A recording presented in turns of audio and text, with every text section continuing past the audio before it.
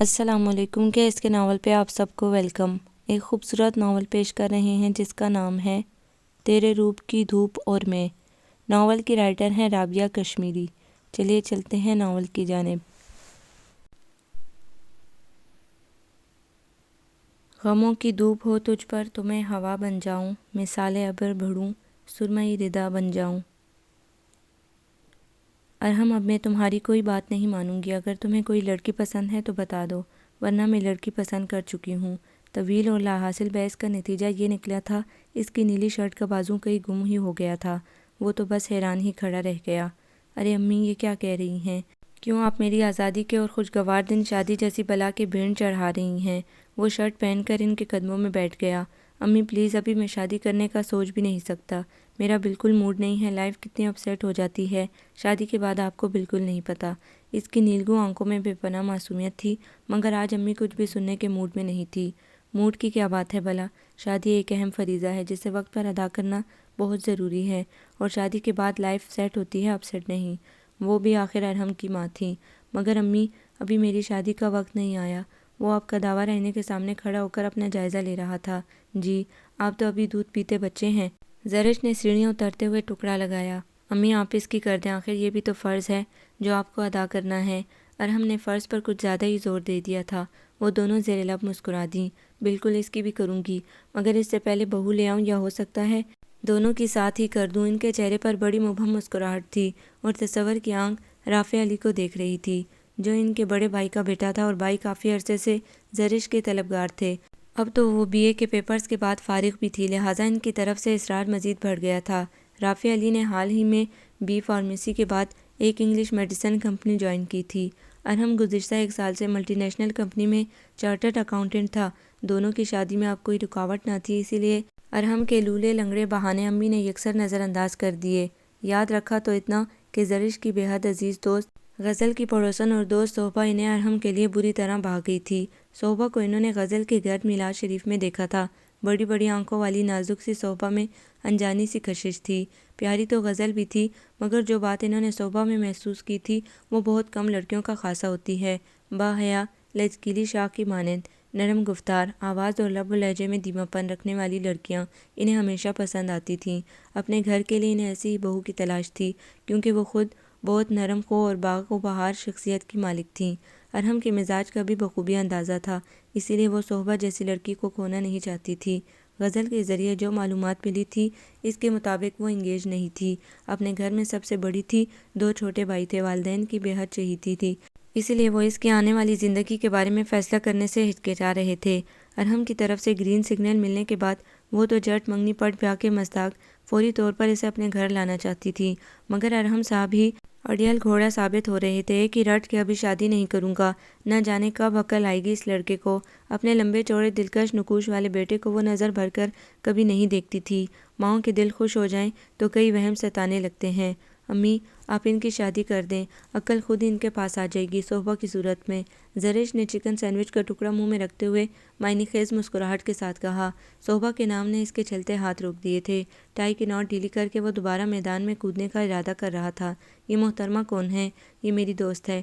جواب بھی سوال جیسا تھا، وہ جھنجھلا گیا۔ میں پوچھ رہا ہوں اس وقت ان محترمہ کا ذکر یہاں کیوں؟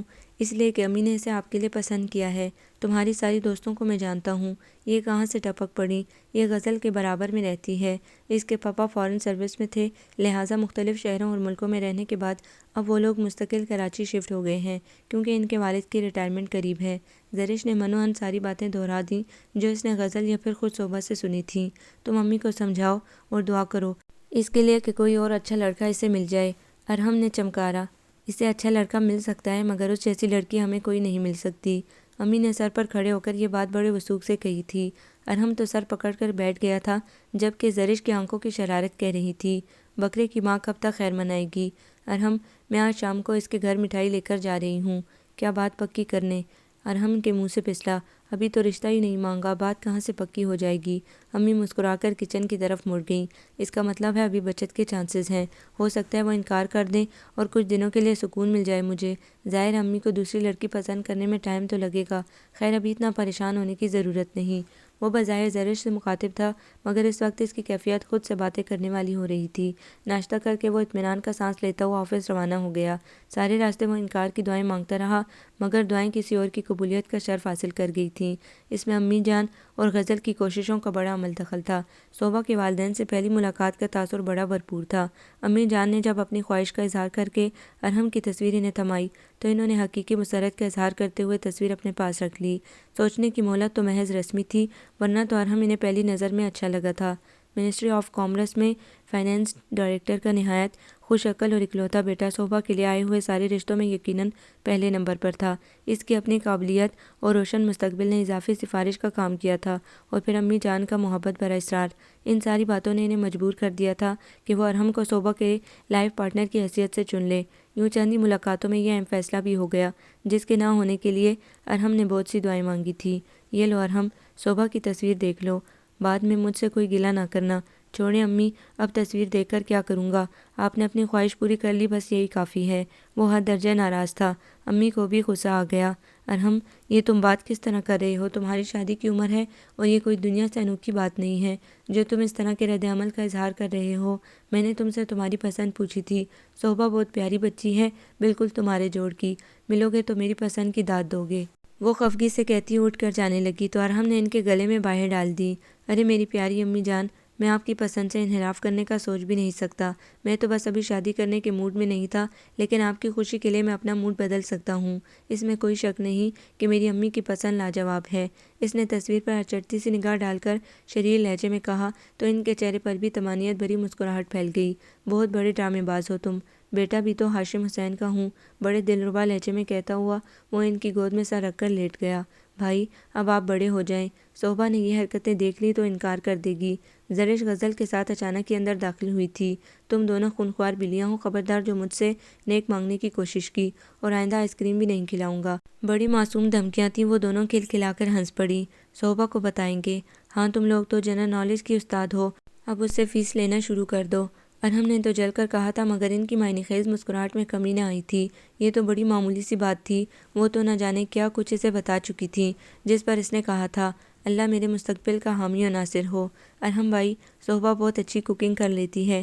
غزل نے اب ادھر کی باتیں ادھر پہنچانے کا آغاز کیا تھا۔ نہیں بھائی، میں کسی کک سے شادی نہیں کر سکتا۔ وہ ایک دم اٹھ کر بیٹھ گیا۔ آگے بھی سنیں، وہ چائنیز کھانے بھی بہت اچھے بنا لیتی ہے۔ زرش نے اضافہ کیا، جو اس کی کمزوری سے واقف تھی۔ اس سے کہنا اٹیلین کوکنگ بھی سیکھ لے۔ وہ ریموٹ سے کھیلتا ہوا بے نیاز نظر آنے کی کوشش کر رہا تھا۔ دل کے کسی روزن سے وہ شربتی آنکھوں والی حسینہ جھانک رہی تھی، جس کی تصویر اس نے سرسری دیکھی تھی مگر ثبت ہو گئی تھی۔ سرسری دیکھنے پر یہ حال ہے تو وہ ایک دم اپنی نظروں میں چور سا بن گیا۔ اور بھی کوئی پیغام دینا ہو؟ غزل نے معنی خیزی سے آنکھیں گھمائی تو اس نے کشن اٹھا لیا۔ بھائی، آپ اس سے فون پر بات کر لینا۔ امی اٹھ کر جا چکی تھیں۔ غزل اور زرش اب اس کے قریب آ گئی تھیں۔ فون پر بات، پاگل تو نہیں ہو تم لوگ؟ اسے سچ مچ غصہ آ گیا۔ چلیں پھر ملاقات کر لیں۔ غزل کچھ اور سمجھی، اس لیے جھٹ دوسرا مشورہ دے ڈالا۔ پھر وہی احمقانہ بات، میں ایک اجنبی خاتون سے فون پر کیا بات کروں گا؟ اس کا انداز بے حد مدبانہ ہو گیا تھا۔ وہ اجنبی خاتون آپ کی منگیتر ہیں۔ غزل نے بھی اس کے انداز میں کہا تو اس نے دونوں ہاتھ جوڑ دیے۔ پلیز گرلز، مجھے میرے حال پر چھوڑ دیں۔ میرا فون پر لڑکیوں سے اور خصوصاً منگیتر سے بات کرنے کا کوئی تجربہ نہیں ہے۔ یہ اس کی زندگی کا بڑا سچ تھا جو اس نے منگیتر کے اضافے کے ساتھ بولا تھا۔ وہ کوئی بہت زیادہ قنوتیت پسند، زاہد خشک انسان نہ تھا، لیکن لڑکیوں کے ساتھ روابط رکھنے میں اس نے ہمیشہ احتیاط برتی تھی۔ یہ احتیاط اس کی فطرت اور تربیت کا حصہ تھی۔ الفاظ اور جذبوں کے معاملے میں وہ بڑا روایتی مرد تھا۔ دل پھینگ اور لچے دار باتوں میں الجھانے والا ہوتا تو امی جان کبھی بھی خود اس کے لیے لڑکی نہ ڈھونڈتی۔ وہ یہ کام خود بھی کر سکتا تھا۔ ماں دل کے اندر کی ساری گہرائیوں سے واقف ہوتی ہے۔ وہ بھی ارحم کی شخصیت کے ہر پہلو سے واقف تھیں، اس لیے مزید دیر کیے بغیر صوبہ کا انتخاب کر لیا تھا۔ اب تو ارحم بھی اسی نام کی تکرار سے مانوس ہو گیا تھا۔ زرش اور غزل کی شرارتوں کو وہ انجوائے بھی کر رہا تھا، مگر ذرا اپنے بھرم اور بڑے ہونے کے رعب کے ساتھ۔ صوبہ کا انتخاب امی جان نے کیا تھا اور اسے ان کے کسی فیصلے سے اختلاف نہیں تھا، اسی لیے اس نے صوبہ سے ملاقات یا بات کرنے کا سوچا بھی نہیں۔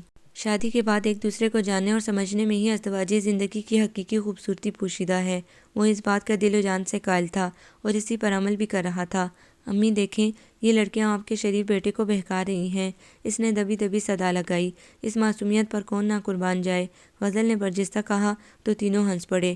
صوبہ کو راضی کرنا پڑے گا کہ محترم کی شرافت کے امتحان لینے ذرا سامنے آ جاؤ، اور اگر وہ بال کھول کر سامنے آ گئی تو زرش نے فوراً غزل کی بات پر اقرار میں سر ہلا کر مزید سنسنی پھیلائی۔ ارحم بھائی، آپ اس کے بال دیکھ لیں تو بے ہوش ہو جائیں۔ غزل نے تو اقربا پروری کی انتہا کر دی تھی۔ ارحم بے اختیار مسکرا دیا۔ تم لوگوں کو کتنے پیسے ملیں گے؟ کیا مطلب؟ ایک ساتھ دونوں کے منہ سے نکلا۔ مطلب یہ کہ تعریف والی خدمت آج کل اچھی خاصی رقم کے عوض ہو رہی ہے۔ کتنے پر راضی ہوئی ہو تم؟ مجھ سے ڈبل لے لو اور صوبہ کا قصیدہ پڑھنا بند کر دو۔ بے حد شریر مسکراہٹ کے ساتھ اس نے وضاحت کی تو ان دونوں نے مارے خفت کے اس پر کشن کی بارش کر دی۔ اوکے گرلز، میں اپنے الفاظ واپس لیتا ہوں۔ ویسے اسے بتا دینا کہ مجھے لمبے بالوں والی لڑکیاں اچھی لگتی ہیں۔ ان لوگوں کی اتنی مشقت کے بعد محض اپنے دل کے اطمینان کے لیے اس نے ایک جملہ کہا تھا جسے میں سیاق و سباق غزل نے صوبہ کے گوش گزار کر دیا، جس کے جواب میں اس کی شرمگی آنکھوں پر پلکوں کی جھالر تن گئی۔ غزل نے بڑی دلچسپی سے اس کی کیفیت نوٹ کی۔ بڑا دل فریب ہوتا ہے وہ لمحہ جب آپ کو احساس ہو کہ کوئی آپ کے بارے میں سوچتا ہے، آپ کی خوبیوں کو سراہتا ہے، اور اگر یہ احساس کسی ایسی شخصیت کی طرف سے ملے جو شرعی قانونی حیثیت سے زندگی کا حصہ بننے جا رہا ہو تو اپنا آپ بڑا معتبر اور خوبصورت لگنے لگتا ہے۔ صوبہ بھی اس وقت ایسے ہی احساس سے دوچار تھی۔ ماما نے جب ارحم کی تصویر اسے دکھائی تو اسے اپنی قسمت پر بڑا پیار آیا۔ اپنی شخصیت کے دلکش رنگوں سے کچھ وہ بھی واقف تھی، اس لیے اکثر سوچتی تھی اس کا لائف پارٹنر اس سے بڑھ کر ہو۔ وہ خوابوں کی دنیا میں نہیں رہتی تھی، لیکن ارحم کی تصویر نے اسے خواب دیکھنے پر مجبور کر دیا تھا، خواب بھی ایسے جن کے پورے ہونے کے دن قریب ترین تھے۔ دونوں گھرانوں نے باہمی رضامندی کے بعد شادی کی تاریخ مقرر کر دی تھی۔ تیاری کے لیے صرف 3 مہینے تھے۔ آنے والا بارشوں کا موسم خوشیوں کی نوید لا رہا تھا۔ ارادہ تھا کہ ساری شاپنگ صوبہ کی پسند سے ہوگی، مگر اس نے معذرت کر لی کہ مجھے آپ کی پسند پر بھروسہ ہے اور پھر سارا سسپینس ہی ختم ہو جائے گا۔ مجھے لگتا ہے اس ایڈونچر کی خاطر اس نے میری تصویر بھی نہیں دیکھی ہوگی۔ ارحم نے اس کی بات کا خوب ریکارڈ لگایا تھا۔ ہاں، اگر دیکھ لیتی تو انکار کر دیتی۔ غزل نے بھی فوراً بدلہ لیا تھا۔ غزل سے چھوٹی فہامہ کی سالگرہ تھی۔ زرش دوپہر سے ہی غزل کے گھر میں تھی۔ باقی گھر والے بھی مدعو تھے، مگر ارحم کے پاس نہ جانے کے 100 بہانے تھے۔ امی جان کو بھی عین وقت پر کسی عزیز کے گھر جانا پڑ گیا۔ ابو جان بھی ان کے ہمراہ تھے، لہٰذا بادل نخواستہ زرش کو واپس گھر لانے کی ذمہ داری ارحم کو اٹھانا پڑی۔ وہ 11 بجے وہاں پہنچا تو تقریب کا آدھا حصہ باقی تھا۔ پتہ چلا کہ ابھی محفل غزل جمنے لگی ہے۔ بھائی پلیز تھوڑی دیر اور لگے گی۔ زرش کی فرمائش ٹالنے کا اس میں حوصلہ نہ تھا۔ آئیے میں آپ کو پاپا سے ملواؤں، ان کی کمپنی میں آپ ہرگز بور نہیں ہوں گے۔ غزل حق میزبانی ادا کرتے ہوئے اسے اگلی نشستوں کی طرف لے کر چلی گئی۔ سالگرہ کا اختتام گھر کے لان میں کیا گیا تھا۔ چھوٹے سے اسٹیج پر میوزیکل انسٹرومنٹ سجائے جا رہے تھے۔ سب کچھ بڑا روایتی سا تھا۔ وہ نہ چاہتے ہوئے بھی دلچسپی لینے لگا۔ غزل کے پاپا نے اپنے دوستوں کے ساتھ کسی اختلافی بحث کا آغاز کیا ہوا تھا۔ وہ بھی دل سے نہ صحیح کان سے ضرور سن رہا تھا، البتہ نظریں لوگوں کے سراپوں میں الجھی ہوئی تھیں۔ بھائی صوبہ سے ملیں گے؟ اچانک ہی زرش نے آ کر سرگوشی کی۔ اس طرح کی کوئی حرکت ہوئی تو میں اٹھ کر چلا جاؤں گا۔ وہ واقعی میں ذہنی طور پر اس سے ملنے کے لیے تیار نہیں تھا، اور یہ تو بالکل بھی ذہن میں نہیں تھا کہ وہ اس تقریب میں ہو سکتی ہے۔ ویسے ہم نے صوبہ کو بھی نہیں بتایا کہ آپ آئے ہوئے ہیں۔ زرش نے صفائی پیش کی تو وہ مطمئن ہو گیا۔ برابر والی سیٹ پر غزل آ کر بیٹھ گئی تھی۔ اب اس کی سرگوشیاں جاری تھی۔ تھوڑی دیر کے بعد ایک سرپرائز آپ کو ڈسٹرب کر دے گا۔ کوئی اور کام نہیں ہے تم لوگوں کو؟ اس کی توجہ کا مرکز اسٹیج پر کھڑا ایک نوجوان تھا جس نے میوزک کے ساتھ دھیرے دھیرے ہلنا شروع کر دیا تھا۔ دل دروازہ کھولے کب سے کھڑا ہوں، وہ گنگنایا تو سب نے بے اختیار تالیاں بجائی۔ پتہ نہیں صوبہ کہاں چلی گئی، یہ سوال نہ جانے کیوں اتنا ضروری تھا۔ بہرحال زرش پوچھ کر خاموش ہوئی تو غزل اٹھ کر اندر چلی گئی۔ تھوڑی دیر کے بعد واپس آئی تو اس نے آنکھوں سے زرش کو سب اوکے کا سگنل دیا۔ گانا ختم ہوا، سب نے تالیاں بجائی۔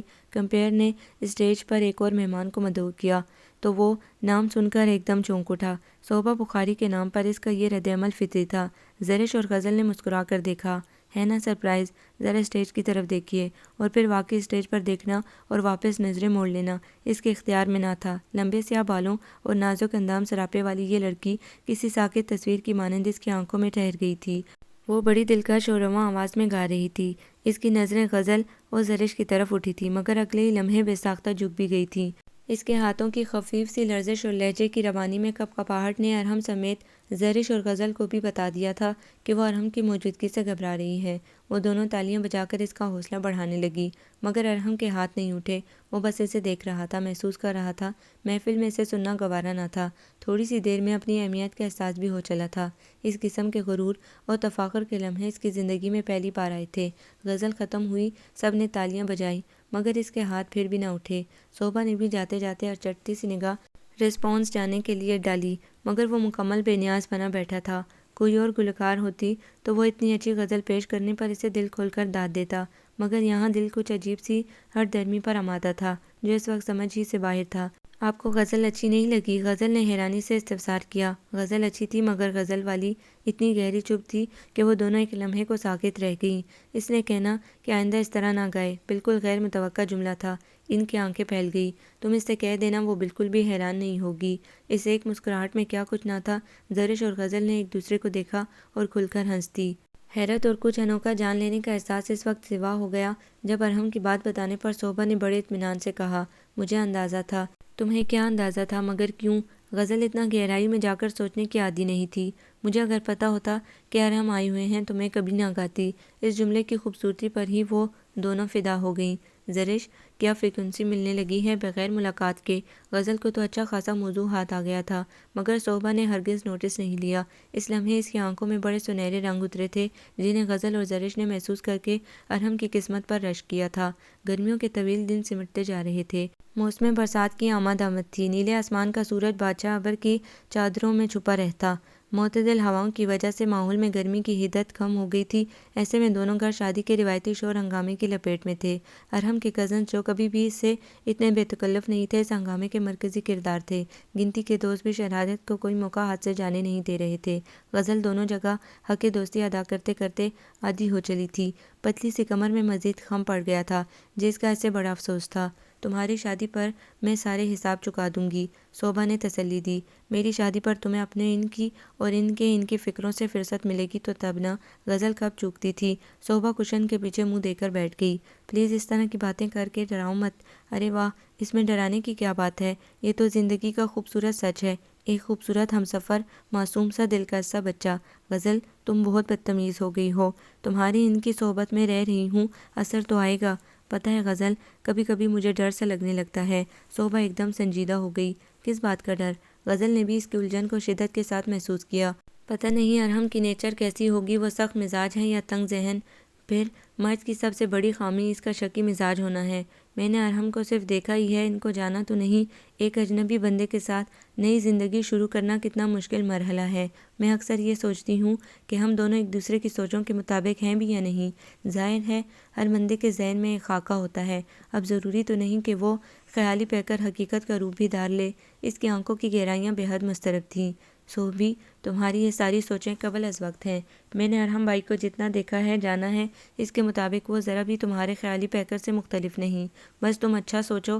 اچھائیاں برائیاں تو ہر کسی کی شخصیت میں ہوتی ہیں، یقیناً ان میں بھی برائیاں ہوں گی، مگر جتنا میں نے محسوس کیا ہے کہ ان کی اچھائیاں ان کی شخصیت پر اس قدر حاوی ہیں کہ کسی کمی کا احساس ہی نہیں ہوتا۔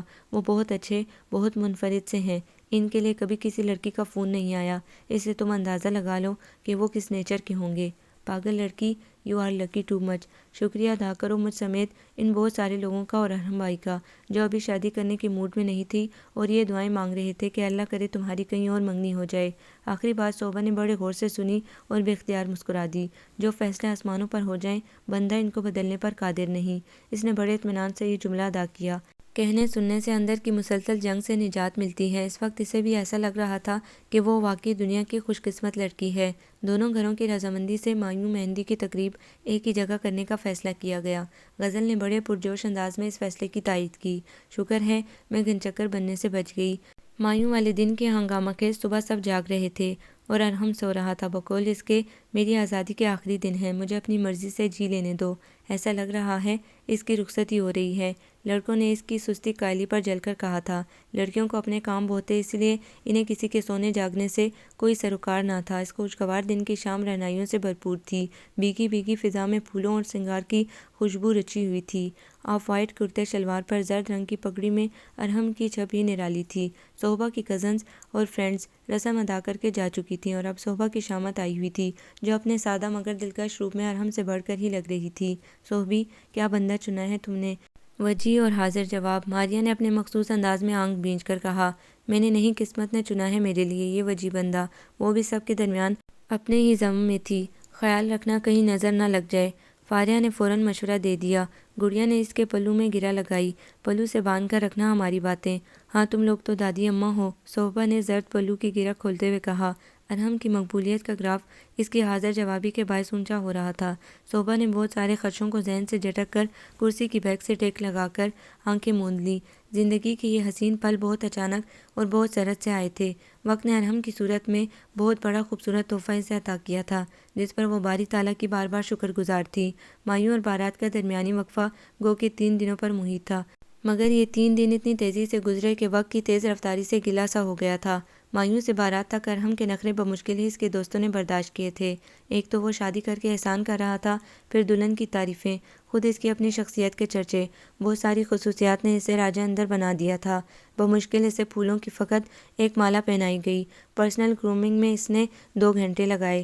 یار تم تو اتنے کاہل نہیں تھے، پھر آج کیا ہو گیا ہے تمہیں؟ وقت پر روانہ ہونا ہے یا نہیں؟ اس کے چچا زاد نے اسے لتاڑا تو کچھ اس کی آنکھیں کھلیں کہ موجودہ حالات کو مد نظر رکھتے ہوئے وقت کی پابندی کتنی لازمی ہے۔ اور پھر جب وہ گاڑی میں بیٹھ رہا تھا تو دیکھنے والوں نے بار بار ایک ہی جملہ کہا کہ ارحم شہزادہ لگ رہا ہے۔ فون کلر کے پرنٹ سوٹ میں سرخ رنگ کی پگڑی اور سرخ پھولوں کی مالا میں اس کی شخصیت کو 4 چاند لگ گئے تھے۔ نہ جانے کیوں اس کے دل میں کہاں سے یہ خیال آن سمایا تھا کہ وہ صحبہ سے کسی طور کم نہ لگے۔ اگر صحبہ کے حسن کے چرچے ہیں تو اس کی وجاہت اور جامع زیبی پر بھی بھرپور تبصرہ کیا جائے اور ہر لحاظ سے صحبہ ارحم کے کپل کی تعریف کی جائے۔ نمایاں رہنا اور نمایاں نظر آنے کی صحیح کرنا ہر انسان کی فطرت کا حصہ ہوتا ہے، مگر ارحم میں یہ احساس شدت کے ساتھ پایا جاتا تھا۔ بچپن سے لے کر اب تک اسے کسی بھی مقام پر نظر انداز نہیں کیا گیا تھا۔ بچپن میں اس کی معصومیت، خوبصورت باتیں اور ذہانت دوسروں کو متاثر کرتی تھیں۔ بڑے ہونے پر اعلیٰ تعلیم، بہترین تربیت اور والدین کے اعتماد نے ان خصوصیات کو نکھار بخشا، جس کا نتیجہ یہ نکلا کہ وہ ہر چیز میں پرفیکشن چاہتا تھا۔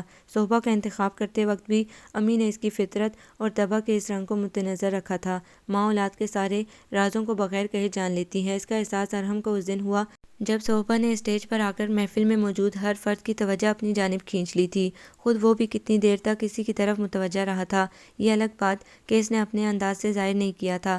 اظہار کے معاملے میں وہ ہمیشہ سے کنجوس تھا، مگر سارے وقت ایک سے نہیں رہتے۔ یہ جو خوبصورت لمحے اب اس کی دسترس میں تھے، ان کا تقاضا یہ تھا کہ وہ کچھ بولے۔ شادی کی پوری تقریب میں اس نے لوگوں کے جملے سنے تھے کہ صحبہ کو ارحم کے لیے بنایا گیا ہے اور ارحم صحبہ کے لیے بنا ہے۔ ان جملوں کی صداقت پر اسے یقین آ گیا تھا۔ نفیس دبکے کے کام والے بھاری سرخ آنچل سے جھانکتا چہرہ بے حد موہنہ اور دلکش لگ رہا تھا۔ اس نے حسن کو خراج تحسین بڑے سادہ سے الفاظ میں پیش کیا، صحبہ تم بہت خوبصورت ہو۔ شرمندگی مسکراہٹ کے ساتھ نگاہیں اٹھی تھی، جن میں یہ تحریر واضح تھی کہ آپ بھی بہت خوبصورت ہیں۔ کہتے ہیں کہ چہرہ دل کا آئینہ ہوتا ہے، کیا تمہارا دل بھی تمہارے چہرے کی طرح خوبصورت ہے؟ اتنا بے تکلف اور اپنائیت سے بھرپور لہجہ تھا کہ صحبہ کو ایک لمحے کے لیے بھی اجنبیت کا احساس نہیں ہوا۔ صرف یہ 2 گھنٹے قبل ہی تو قانون اور شرع نے انہیں نئی زندگی کا پہلا قدم اٹھانے کی اجازت دی تھی، مگر وہ پہلا قدم کیا اٹھا تھا، میلوں کے فاصلے طے ہونے کا پتہ ہی نہیں چلا۔ ولیمے والے دن دوستوں کا جھرمٹ یہ جاننے کی کوشش کر رہا تھا کہ ارحم کیسا لائف پارٹنر ثابت ہوگا، کیونکہ تم تو بہت اچھی فیس ریڈر ہو، اب تک تم نے بہت کچھ پڑھ لیا ہوگا۔ میری توقعات سے بڑھ کر بہت جذباتی۔ آخری لفظ دانتوں تلے دب کر ہی رہ گیا تھا، کیونکہ اس کی سمجھ میں نہیں آ رہا تھا کہ شخصیت کا یہ رنگ خوبی میں شمار ہوتا ہے یا خامی میں۔ یو آر لکی یار، اس جملے کی تو وہ عادی ہو گئی تھی، سو اس وقت بھی صرف مسکرانے پر اکتفا کیا۔ ماما پاپا کے چہرے بھی شانت تھے۔ فرض کی تکمیل کا یہ مرحلہ بڑی خوبصورتی کے ساتھ اپنے اختتام کو پہنچا تھا۔ انہیں یقین تھا کہ ارحم صحبہ کے لیے مثالی لائف پارٹنر ثابت ہوگا۔ بھائی، اب بھابھی کے بالوں کے بارے میں کیا خیال ہے؟ غزل اور زرش کی شریر مسکراہٹ پر صحبہ کا چہرہ سرخ ہو گیا تھا۔ سوچ رہا ہوں کٹوا دوں، ہر وقت انہیں ہی سنوارتی رہتی ہیں محترمہ، رکیب روسیا بن گئی ہے۔ میری تو آدھی جان ہے ان میں۔ صوبہ نے جلدی سے دراز بالوں کی چوٹی ہاتھوں میں تھام لی اور آدھی زرش نے بڑی معصومیت سے جملہ اچکا تھا۔ صوبہ نے کشن اٹھایا تھا مگر سامنے کچن میں امی جان بھی تھی۔ فطری جھجک نے اس کے ہاتھ روک دیے۔ ویسے آپ لوگ گھومنے پھرنے کب جا رہے ہیں؟ غزل نے بالآخر مطلب کی بات کی۔ اگلے ہفتے۔ تم لوگ بھی چلو نا، ارحم نے بے ساختہ کہا تھا اور غزل کو اچھو لگ گیا تھا۔ اسے تو ویسے بھی ایک بات کی 10 مطلب نکالنے کی عادت تھی۔ ایک نظر اس نے زرش پر ڈالی تھی اور دونوں بے اختیار ہنستی چلی گئی تھیں۔ Are you mad girls? اب وہ واقعی میں غصے میں تھا۔ نہیں مگر ہو جائیں گے، وہی ہنسی۔ صوبہ نے اٹھنے میں ہی عافیت جانی تھی۔ اسے اس معنی خیز ہنسی کا اچھی طرح پتہ تھا۔ ارحم نے سارے لحاظ بالائے طاق رکھ کر کشن سے ان پر حملہ کیا۔ جنگ و جدل کا منظر پیش کرتا لاؤنج اچانک مہمانوں کی آمد پر پرسکون ہو گیا۔ ماموں مومانی اور رافع علی کی آمد بالکل غیر متوقع تھی۔ زرش کی ہنسی کو کیا بریک لگے، وہ تو منظر سے ہی غائب ہو گئی۔ بڑی رونق لگی ہوئی ہے یہاں تو۔ مومانی جان کا اشارہ کمرے کی حالت زار کی طرف تھا۔ دراصل آنٹی ہم لوگ کھیل رہے تھے، غزل نے صفائی پیش کی۔ اب یہ کھیلنے کی عمر تو نہیں ہے، رافع علی نے جلدی سے کہا تو وہ مسکرا دی۔ کہہ دوں گی جا کر ان سے بھی۔ وہ معنی خیزی سے مسکرائی۔ بڑی نوازش ہوگی، وہ بھی برجستگی میں کم نہیں تھا۔ اب صوبہ اور غزل نے زرش کا گھیراؤ کیا ہوا تھا۔ تھوڑی دیر کے بعد ارحم اور رافع بھی چٹکلے چھوڑنے آ گئے۔ لاؤنج میں بڑوں کی محفل جمی ہوئی تھی اور ماموں رافع کی شادی جلدی کرنا چاہ رہے تھے۔ اس سے قبل رافع اور ارحم کی شادی ایک ساتھ کرنے کا پروگرام بنایا گیا تھا مگر اس کا بھرپور اختلاف زرش اور رافع نے ہی کیا تھا۔ ان کا ایک ہی استدلال تھا کہ ہم کیا خاک انجوائے کریں گے۔ بڑوں کی سمجھ میں شاید یہ نکتہ آ گیا تھا کہ خواہ مخواہ کی ہڑبونگ مچ جائے گی، لہٰذا اطمینان سے پہلے ایک شادی ہو جائے پھر دوسری کا سوچیں گے۔ ماموں مومانی کو جلدی اس لیے بھی تھی کہ رافع سے چھوٹی نیرہ کا ایک اچھا پروپوزل آ گیا تھا اور اب اس کی سسرال کی طرف سے بھی جلد شادی کا زور تھا، لہٰذا ان کے اصرار کو مد نظر رکھتے ہوئے نیرہ اور رافع کی شادی ایک ساتھ کرنے کا پروگرام بنایا گیا تھا۔ امی جان بھی تھوڑے پسوپیش کے بعد راضی تھی۔ ابی جان نے آج تک کسی معاملے میں امی سے اختلاف نہیں کیا تھا، لہٰذا یہاں بھی امکان نہیں تھا۔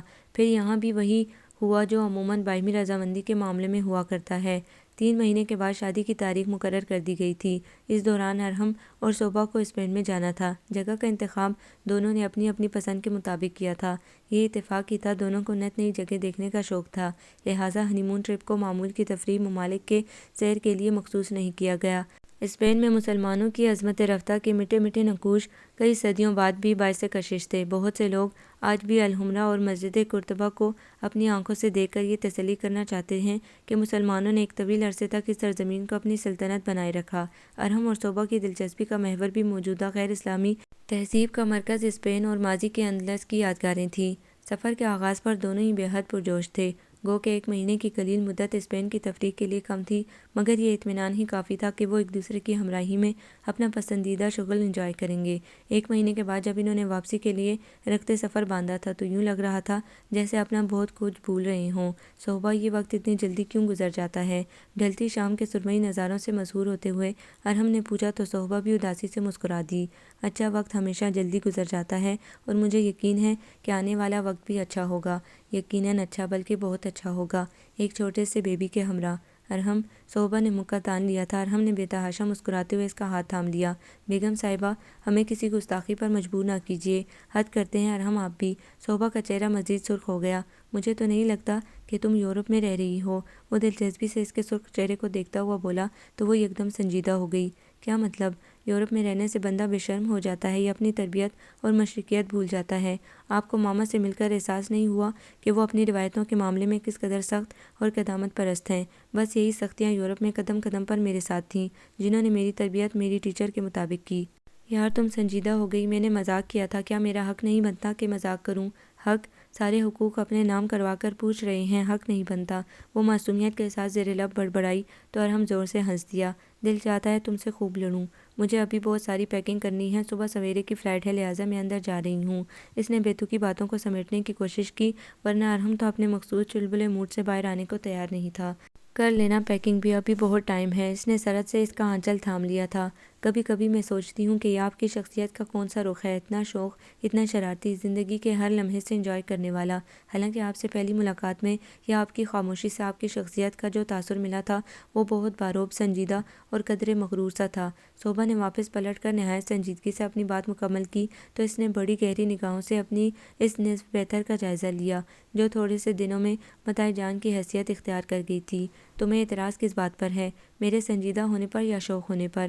مجھے کسی بھی بات پر اعتراض نہیں، بس اکثر یہ سوچتی ہوں کہ آپ کی شخصیت کے اور کتنے رنگ ہیں جو میری نگاہوں سے پوشیدہ ہیں۔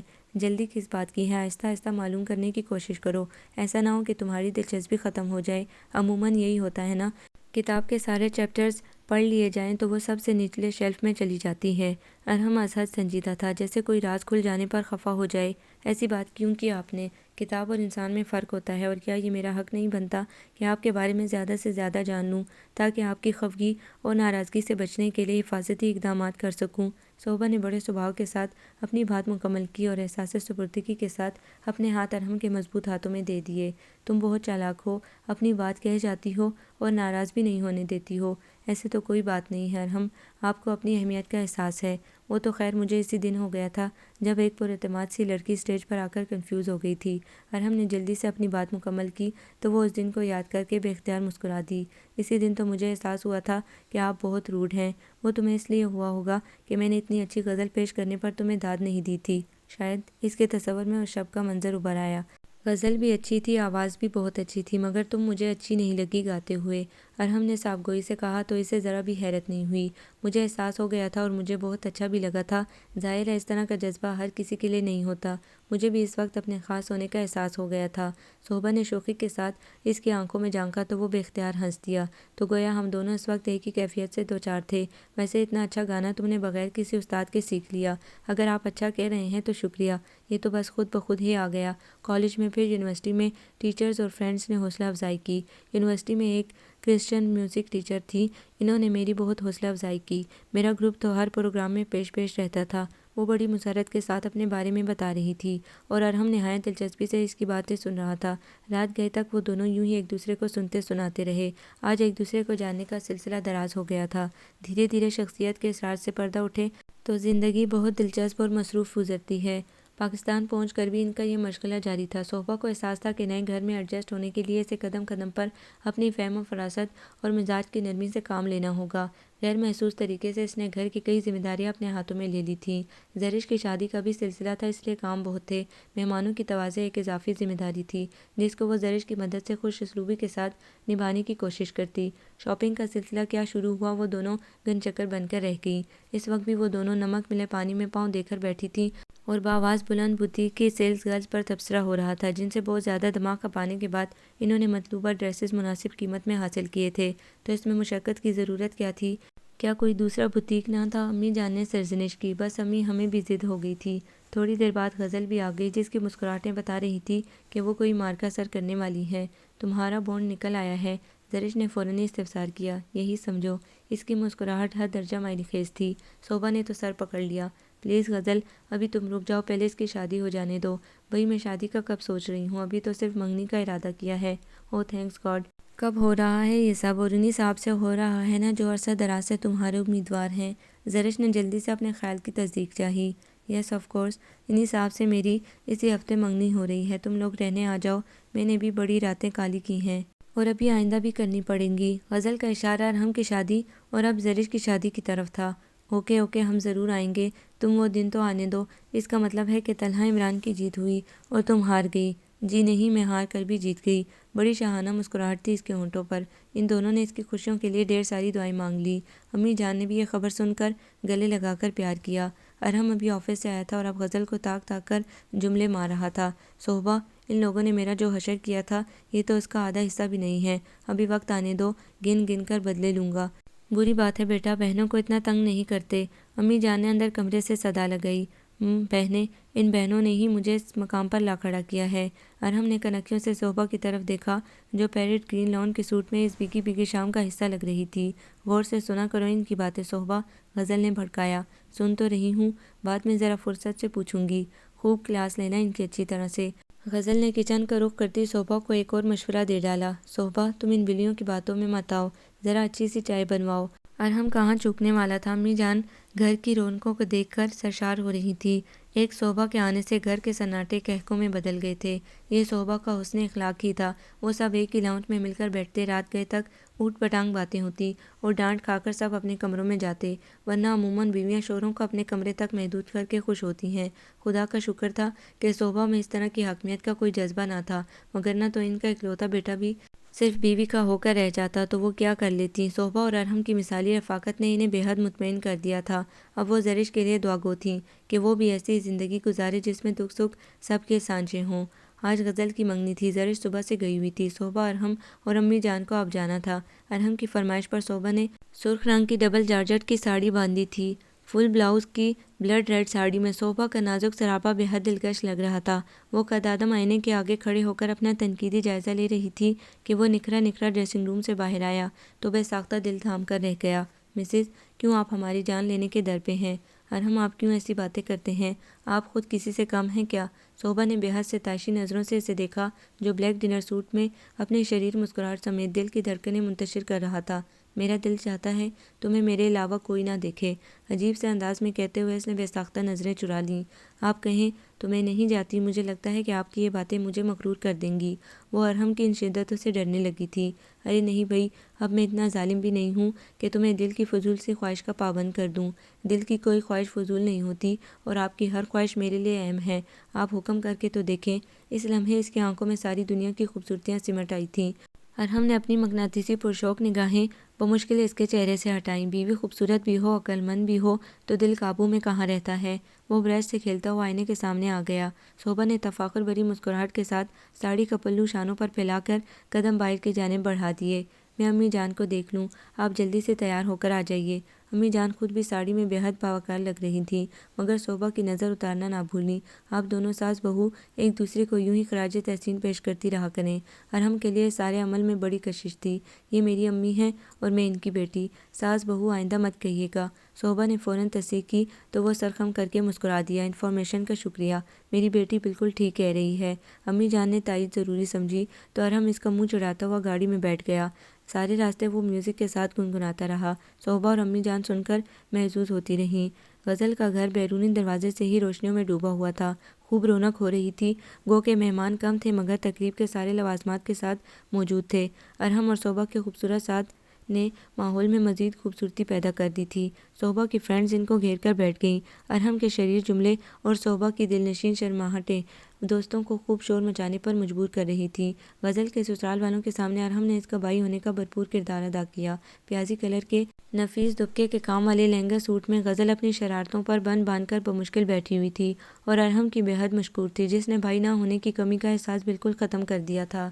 بلی، اب تو حساب برابر ہو گیا۔ ارحم نے پرانی بات یاد دلائی تو اس کا سر جھک گیا۔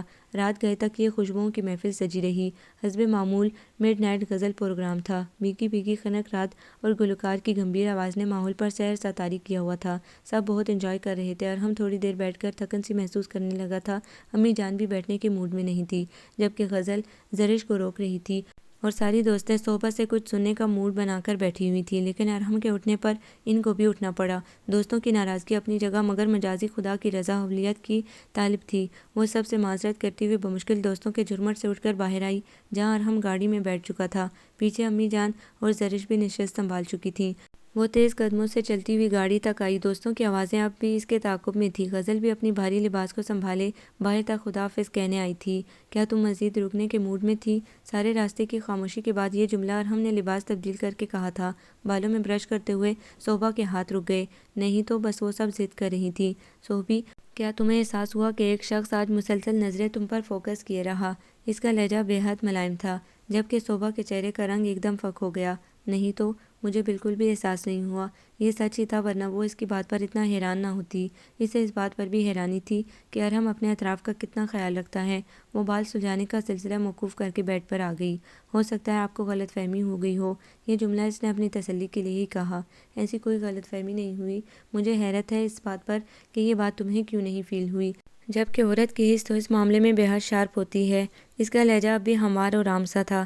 نظریں صوبہ کے ملیح چہرے پر تھی جو نائٹ بلب کی روشنی میں بھی آنچ دے رہا تھا۔ اس لمحے اس کے چہرے کے تاثرات بالکل نارمل تھے۔ ارحم کو لمحہ بھر کے لیے بھی احساس نہیں ہوا کہ صوبہ کا دل کسی ٹین ایجر لڑکی کی طرح کتنا سہم گیا تھا۔ بات گو کہ بےحد عام سی تھی، مگر نہ جانے کیوں ان دونوں کو بہت دیر تک نیند نہیں آئی۔ صبح دونوں کو ہی اٹھنے میں دیر ہو گئی۔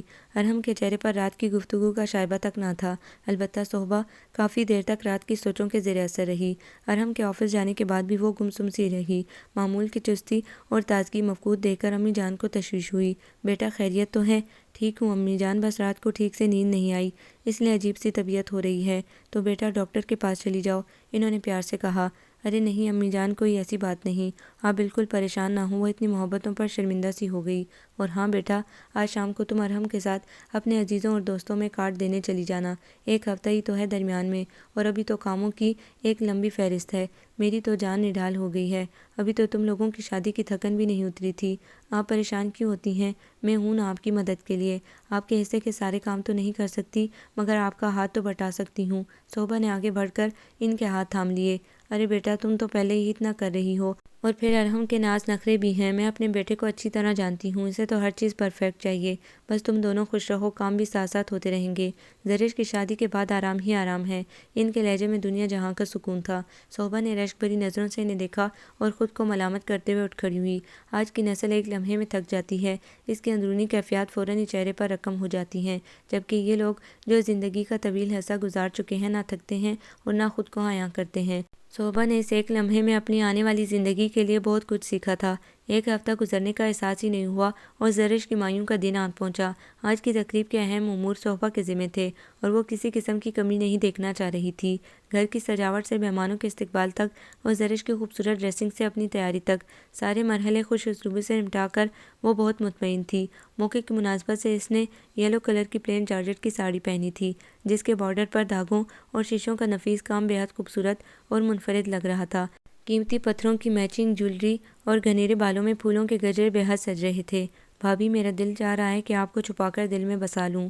بری بات، اب صرف رافع علی کے بارے میں سوچو۔ بیلے کی کلیوں کا زیور زرش کو پہناتے ہوئے اس نے پیار بھری سرگوشی کی تو وہ سرخ پڑ گئی۔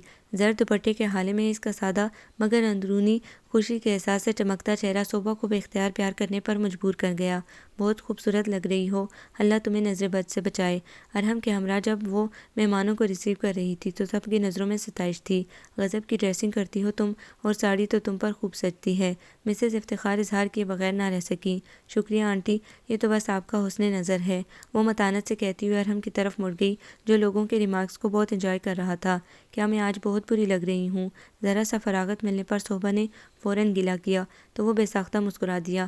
اسے ایسی کسی شکایت کا کافی دیر سے انتظار تھا۔ سارے لوگ تم سے متاثر ہو رہے ہیں اور تم کہہ رہی ہو کہ بری لگ رہی ہوں، مجھے سارے لوگوں سے کیا لینا، میرے لیے آپ کی تعریف، آپ کی تنقید اہم ہے۔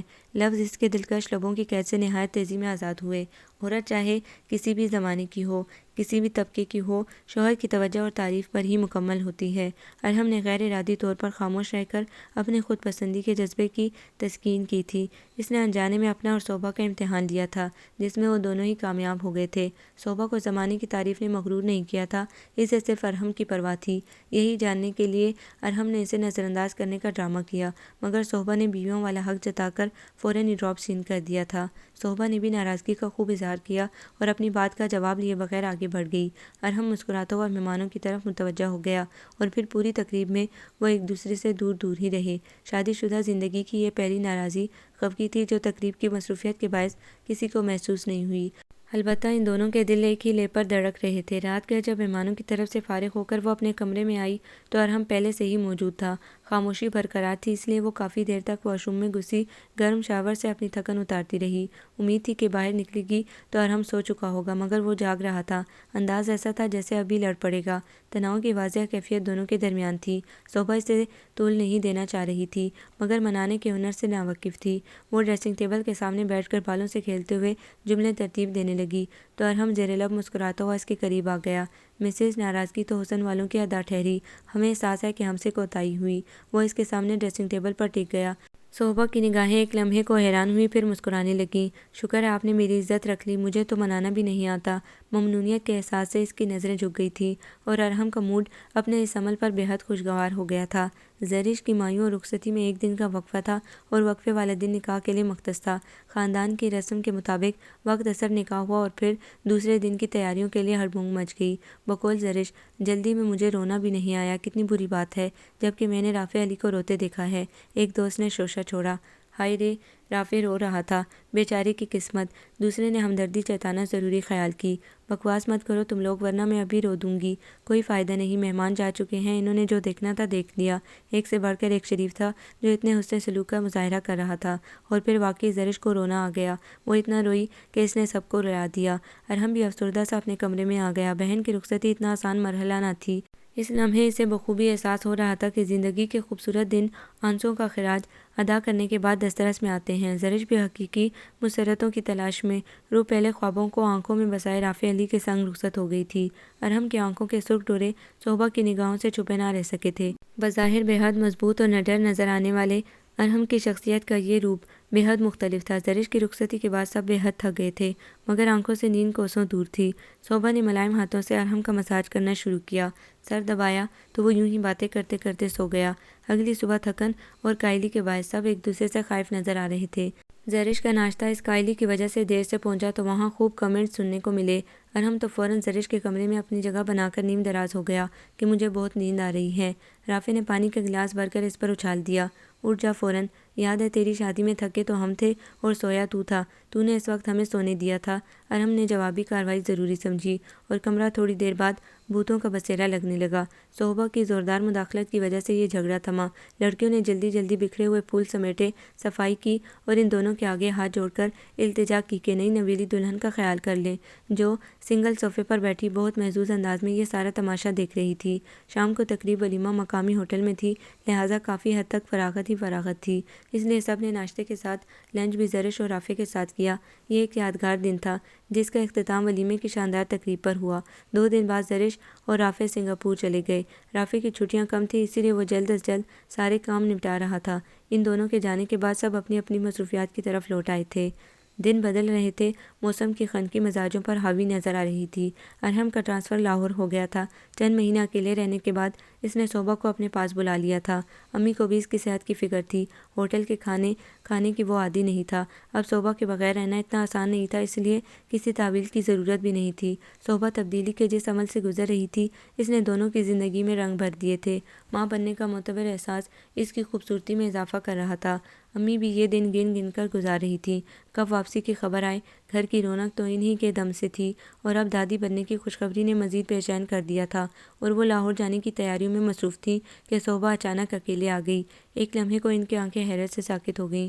صحبہ بیٹی، یہ تم اکیلے کیسے اور اچانک کیوں آ گئی؟ وہ اپنی حیرت الفاظ میں بیان کرنے سے قاصر تھیں۔ بس امی، میرا دل نہیں لگ رہا تھا۔ ارحم اتنے مصروف رہتے تھے، میں بہت پریشان ہو گئی تھی، اس لیے آ گئی۔ اس کی بات انہیں ادھوری ہی لگی، لیکن سفر کی تھکن کے خیال سے استفسار نہیں کیا۔ ارحم پر بھی غصہ آ رہا تھا، جس نے فون بھی نہیں کیا۔ کیا ان کے درمیان کوئی اختلاف ہو گیا ہے جو یوں؟ اس سے آگے وہ کچھ نہیں سوچ سکیں، اور نظریں صحبہ کے چہرے پر ٹک گئی تھی۔ آج آنکھوں میں وہ معمول کی خوشی اور سکون نہیں تھا۔ بڑے بڑے جسم کے ساتھ وہ بہت خوبصورت لگ رہی تھی، مگر بہت اداس۔ انہیں طرح طرح کے وہم ستانے لگے تھے۔ اپنے لاڈلے بیٹے کی ضدی فطرت سے بھی وہ واقف تھیں۔ صحبہ شاور لے کر واپس آئی تو وہ اس کے لیے کھانا ٹیبل پر لگا چکی تھیں۔ امی کیوں شرمندہ کر رہی ہیں؟ میں نے پلین میں کھا لیا تھا، اب تو بالکل بھوک نہیں ہے، بکو مت۔ اور یہ کس طرح بات کر رہی ہو؟ میں ارحم کی ماں ضرور ہوں، مگر اپنے دل میں تمہیں بیٹی کی جگہ دی ہے۔ بس آپ کی یہی محبت تو مجھے واپس لے آئی۔ وہ ان سے لپٹ گئی۔ نہ جانے کیسا احساس تھا کہ دونوں کی آنکھیں نم سی ہو گئی۔ بیٹا ارحم تو ٹھیک تھا نا؟ جی امی، وہ بالکل ٹھیک ہے، چند دنوں میں ہی آئیں گے۔ آج کل مصروفیت بہت ہے نا؟ اس کی نظریں جھکی ہوئی تھی، توجہ کھانے پر تھی، وہ بھی اس کے ساتھ مصروف ہو گئی۔ بس اب تم آرام کرو۔ وہ کھانے کے بعد برتن اٹھانے لگی تو انہوں نے ٹوک دیا، ارے امی، اب تو میں اپنے گھر آئی ہوں، اور کون سا میں نے بہت لمبا سفر طے کیا ہے جو میں تھک گئی ہوں، بلکہ آپ اکیلے رہ کر تھک گئی ہیں، اور اب آپ آرام کریں، میں ابھی آئی۔ وہ جلدی جلدی برتن سمیٹنے لگی۔ 2 افراد نے کھانا کھایا تھا، لمبا چوڑا پھیلاوا نہیں تھا۔ امی بس غور سے اسے دیکھ رہی تھی۔ آج بہت کچھ عجیب لگ رہا تھا۔ یہ لڑکی جو ان کی بہو اور بہت پیاری بیٹی تھی، بہت بدلی بدلی سی لگ رہی تھی۔ اس کی آنکھوں میں وہ رونق نہیں تھی جس پر وہ فدا ہوئی تھی۔ دل چاہ رہا تھا کہ فوراً اس کے دل میں جھانک لیں۔ اس کا اس طرح آنا، ارحم کی طرف سے کسی اطلاع کا نہ ہونا اور خود اس کا مطمئن نظر آنے کی کوشش کرنا، بہت الجھا ہوا قصہ معلوم ہو رہا تھا۔ خدا جانے دونوں کے درمیان کیا ہوا ہے۔ وہ اس کی موجودہ حالت کے پیش نظر یہ سب کچھ سوچ سوچ کر پریشان ہو رہی تھی۔ وہ عورت پہلے اور ماں بعد میں تھی۔ ایک لمحے میں وہ کچھ محسوس کر چکی تھی جس کا ادراک عموماً مردوں کو نہیں ہوتا، اور ہوا بھی یہی۔ شام کو ابھی جان آئے تو انہوں نے صبح کو دیکھ کر بہت خوشی کا اظہار کیا۔ رات گئے تک باتیں ہوئیں۔ امی جان بھی تھوڑی مطمئن ہو گئی کہ شاید وہ خود ہی غلط ہوں اور کوئی خواہ مخواہ کا وہم انہیں ستا رہا ہو۔ صبح صبح سب سے پہلے اٹھ گئی تھی۔ معمول کے مطابق کچن میں مصروف دیکھ کر ان کے چہرے پر رونق آ گئی تھی۔ گھر کی اصل خوبصورتی تو میری بیٹی کے دم سے ہے۔ وہ مسکراتی ہوئی اس کے پاس چلی آئی۔ بے داغ چہرے پر دو آنکھیں رجکنے کی چغلی کر رہی تھی۔ ایسا لگ رہا تھا یا تو وہ سوئی نہیں یا پھر بہت روئی ہے۔ ان کا دل ایک بار پھر انجانے وسوسوں کی زد میں تھا۔ ابھی جان آفس جا چکے تھے۔ وہ دونوں ناشتہ کرنے بیٹھی تو ارحم کا فون آ گیا۔ صوبہ نے کوئی بات کیے بغیر ریسیور امی کو تھما دیا۔ انہوں نے اسے خوب جھاڑا، اس نااہلی اور لاپرواہی کی وجہ پوچھی، مگر آگے ہنوز خاموشی تھی۔ اس نے خیریت کے علاوہ کوئی دوسری بات نہ کی اور جھاڑ سن کر فون بند کر دیا۔ صوبہ خود کو مصروف ظاہر کرنے کے لیے برتن اٹھانے لگی۔ ادھر آؤ میرے پاس۔ اب ان کی برداشت سے باہر تھا۔ اس کو ہاتھ سے پکڑ کر اپنے کمرے میں لے آئی۔ یہاں بیٹھو میرے سامنے اور مجھے بتاؤ، تم دونوں کے درمیان کیا اختلاف ہوا ہے؟ انہیں غصہ بھی آ رہا تھا۔ اس کی آنکھیں نم ہو گئیں۔ میں ان ماؤں میں سے نہیں ہوں جو صرف بیٹوں کی سنتی ہیں، انہیں اکساتی ہیں اور ان کے اس طرز عمل پر خوش ہوتی ہیں۔ مجھے گلہ تم سے بھی ہے کہ تم مجھے اب تک نہیں سمجھ سکی۔ تم دونوں کے درمیان جو بھی ہوا ہے، اس کو تم خاموشی سے چھپا کر یہ ثابت کرنے کی کوشش کر رہی ہو کہ شاید میں تم دونوں کے ساتھ انصاف نہیں کر سکوں گی۔ تو میری جان، ایسی کوئی بات نہیں ہے۔ میرا ایک ہی بیٹا ہے اور اس سے وابستہ ہر شے مجھے عزیز ہے۔ اس کی شریک حیات تم ہو، میرے لیے تم ارحم کی طرح ہو۔ یہ مت سمجھنا کہ میں اس کا فیور کروں گی اور تم کو قصوروار ٹھہراؤں گی۔ بس جو بھی اختلاف ہوا ہے تم دونوں کے درمیان، وہ بتاؤ تاکہ یہ مسئلہ ادھر ادھر پھیلے بغیر حل ہو جائے۔ تمہیں پتہ ہے نا، زندگی کا یہ موڑ کتنا نازک ہوتا ہے۔ معمولی سی بات بتنگڑ بن جاتی ہے اور میں تم دونوں کا مسئلہ جانے بغیر نہیں رہ سکتی۔ جس گھر سے تمہیں بیٹی کی طرح رکھنے کے دعوے کے ساتھ لائی ہوں، انہیں کیا جواب دوں گی؟ انہیں آپ کچھ نہیں بتائیں گی؟ آنسوں سے بھیگی ہوئی آواز بے ساختہ نکلی تھی۔ کچھ مجھے پتہ تو چلے۔ ہو سکتا ہے آپ بھی ناراض ہو جائیں، ہو سکتا ہے ان کی طرح آپ بھی میری بات سنے بغیر مجھے مجرم ٹھہرا دیں، کیونکہ قصور ہی ایسا ہے۔ اپنی صفائی کے لیے میرے پاس تو کوئی ثبوت نہیں ہے۔ وہ عجیب مبہم سی باتیں کر رہی تھی۔ کیسا قصور، کیسی سزا؟ ان کی آنکھیں حیرت اور صدمے سے بدل گئی تھیں۔ صوبہ، کھل کر کہو، کیوں میرا دل ہلا رہی ہو؟ مجھ میں اتنی سکت نہیں ہے، اتنی تمہید مت باندھو۔ امی جان، آپ مجھے ماریں، کچھ بھی کریں، مگر گھر سے جانے کا حکم مت دیجیے گا۔ مجھے نہیں پتہ تھا کہ میری زندگی کا وہ سیاہ ورق میرے ساتھ سفر کرتا ہوا میرے قدموں کی زنجیر بن جائے گا۔ آگے بھی تو بولو میری بچی، یہ تم کیسی باتیں کر رہی ہو؟ میرا اعتبار کرو۔ اس بار ان کا لہجہ کانپ رہا تھا۔ امی جان، جب میں انٹر میں تھی تو میری دادی کی خواہش پر میرا نکاح میرے تایا ذات سے ہو گیا تھا۔ یہ صرف دادی کی اور گھر والوں کی خواہش تھی۔ میرے نزدیک یہ محض ایک کاغذی تعلق تھا۔ ہم لوگ اس وقت بریڈ فورڈ میں تھے اور وہ پاکستان میں۔ ہم بس چند دنوں کے لیے یہاں آئے اور دادی کی طبیعت خراب ہونے کے بعد سے یہ فیصلہ ہو گیا، جس کو میں نے اتنا سیریس نہیں لیا۔ دادی کا انتقال ہو گیا، ہم لوگ واپس چلے گئے۔ میرے تایا لاہور میں تھے۔ دادا دادی کی زمینیں وغیرہ ان کے زیر استعمال تھیں، جن پر پاپا کا بھی پورا حق تھا، مگر وہ اپنی جاب سے مطمئن تھے، اس لیے سوچا ہی نہیں کہ جائیداد تقسیم ہونی چاہیے۔ ایک اور بات کہ میرے تایا ستیلے ہیں۔ دادا جان کے ساتھ دادی کی دوسری شادی تھی اور پھر پاپا ہوئے تھے جو تایا سے کافی چھوٹے تھے، اس لیے کبھی مقابلے پر نہیں آئے۔ مگر میرے تایا نے شروع سے ہی عداوت رکھی۔ وہ دادی کے پہلے شوہر سے تھے، اسی لیے شروع سے ہی ان کے ذہن میں یہ بات تھی کہ موجودہ جائیداد، مکانات وغیرہ میں ان کا کوئی حصہ نہیں ہے، اور ان کے حقیقی والد صرف گورنمنٹ سرونٹ تھے، جن کے انتقال کے بعد دادی نے یہ شادی کی تھی۔ بہرحال یہ لمبی کہانی ہے، ویسے ہی جیسے ہمارے ہاں اکثر ہوتا ہے۔ 2 سال بعد ہم بریڈ فورڈ سے آئے تو پاپا کا خیال تھا کہ میری رخصتی ہو جائے گی۔ ہم پوری تیاری سے آئے تھے۔ میں نے بھی سوچ لیا تھا کہ اب شاید واپس بریڈ فورڈ نہیں جا سکوں، مگر قسمت میں کچھ اور ہی لکھا تھا۔ اختلاف نہ جانے کیسے ہوا اور کن کن باتوں پر ہوا، یہ سب تو میں نے جاننے کی کوشش نہیں کی، مگر جس وجہ سے میری زندگی کو داغ لگا وہ بہت بے حیثیت اور میرے لیے بے معنی تھی۔ تایا زمین کا بڑا حصہ میرے جہیز کی صورت میں طلب کر رہے تھے، اور ان کا ایک خیال یہ بھی تھا کہ یہ شادی صرف زبردستی کا سودا ہے۔ وہ تو اپنے بیٹے کی شادی مغربی طرز زندگی گزارنے والی لڑکی سے کر ہی نہیں سکتے۔ وہ تو صرف دادی کی خواہش پر خاموش ہو گئے تھے، اور وہ لڑکی کے کردار کی ضمانت بھی مانگ رہے تھے۔ مجھے اب محسوس ہوتا ہے کہ وہ ساری باتیں بلا وجہ میری ذات سے منسوب کی گئیں تاکہ پاپا کو تکلیف پہنچے اور پاپا ان سے سر جھکا کر گڑ گڑا کر بیٹی کی زندگی کی خوشی مانگیں۔ مگر رشتوں ناتوں کی اصلی حقیقت جاننے کے بعد وہ ایسا ہرگز نہیں کر سکتے تھے، اور یوں وہ کچھ ہو گیا جو ایک لڑکی کی زندگی کی سب سے بڑی شکست ہوتی ہے۔ مجھے ڈائیورس ہو گئی اور میں رو بھی نہیں سکی۔ پاپا نے اپنی ساری پراپرٹی بیچ دی، ہم لوگ واپس چلے گئے۔ واپس آئے تو آپ سے ملاقات ہو گئی۔ میرے لیے تو یہ ساری صورتحال اتنی تکلیف دہ تھی کہ میں کسی سے تو کیا اپنی ذات سے بھی شیئر کرنے کی ہمت نہیں رکھتی تھی۔ میں نے زندگی کے اس ورق کو اس طرح الگ کیا تھا جیسے وہ کبھی تھا ہی نہیں، اور اصل بات یہ کہ مجھے اس کی پرواہ بھی نہیں تھی۔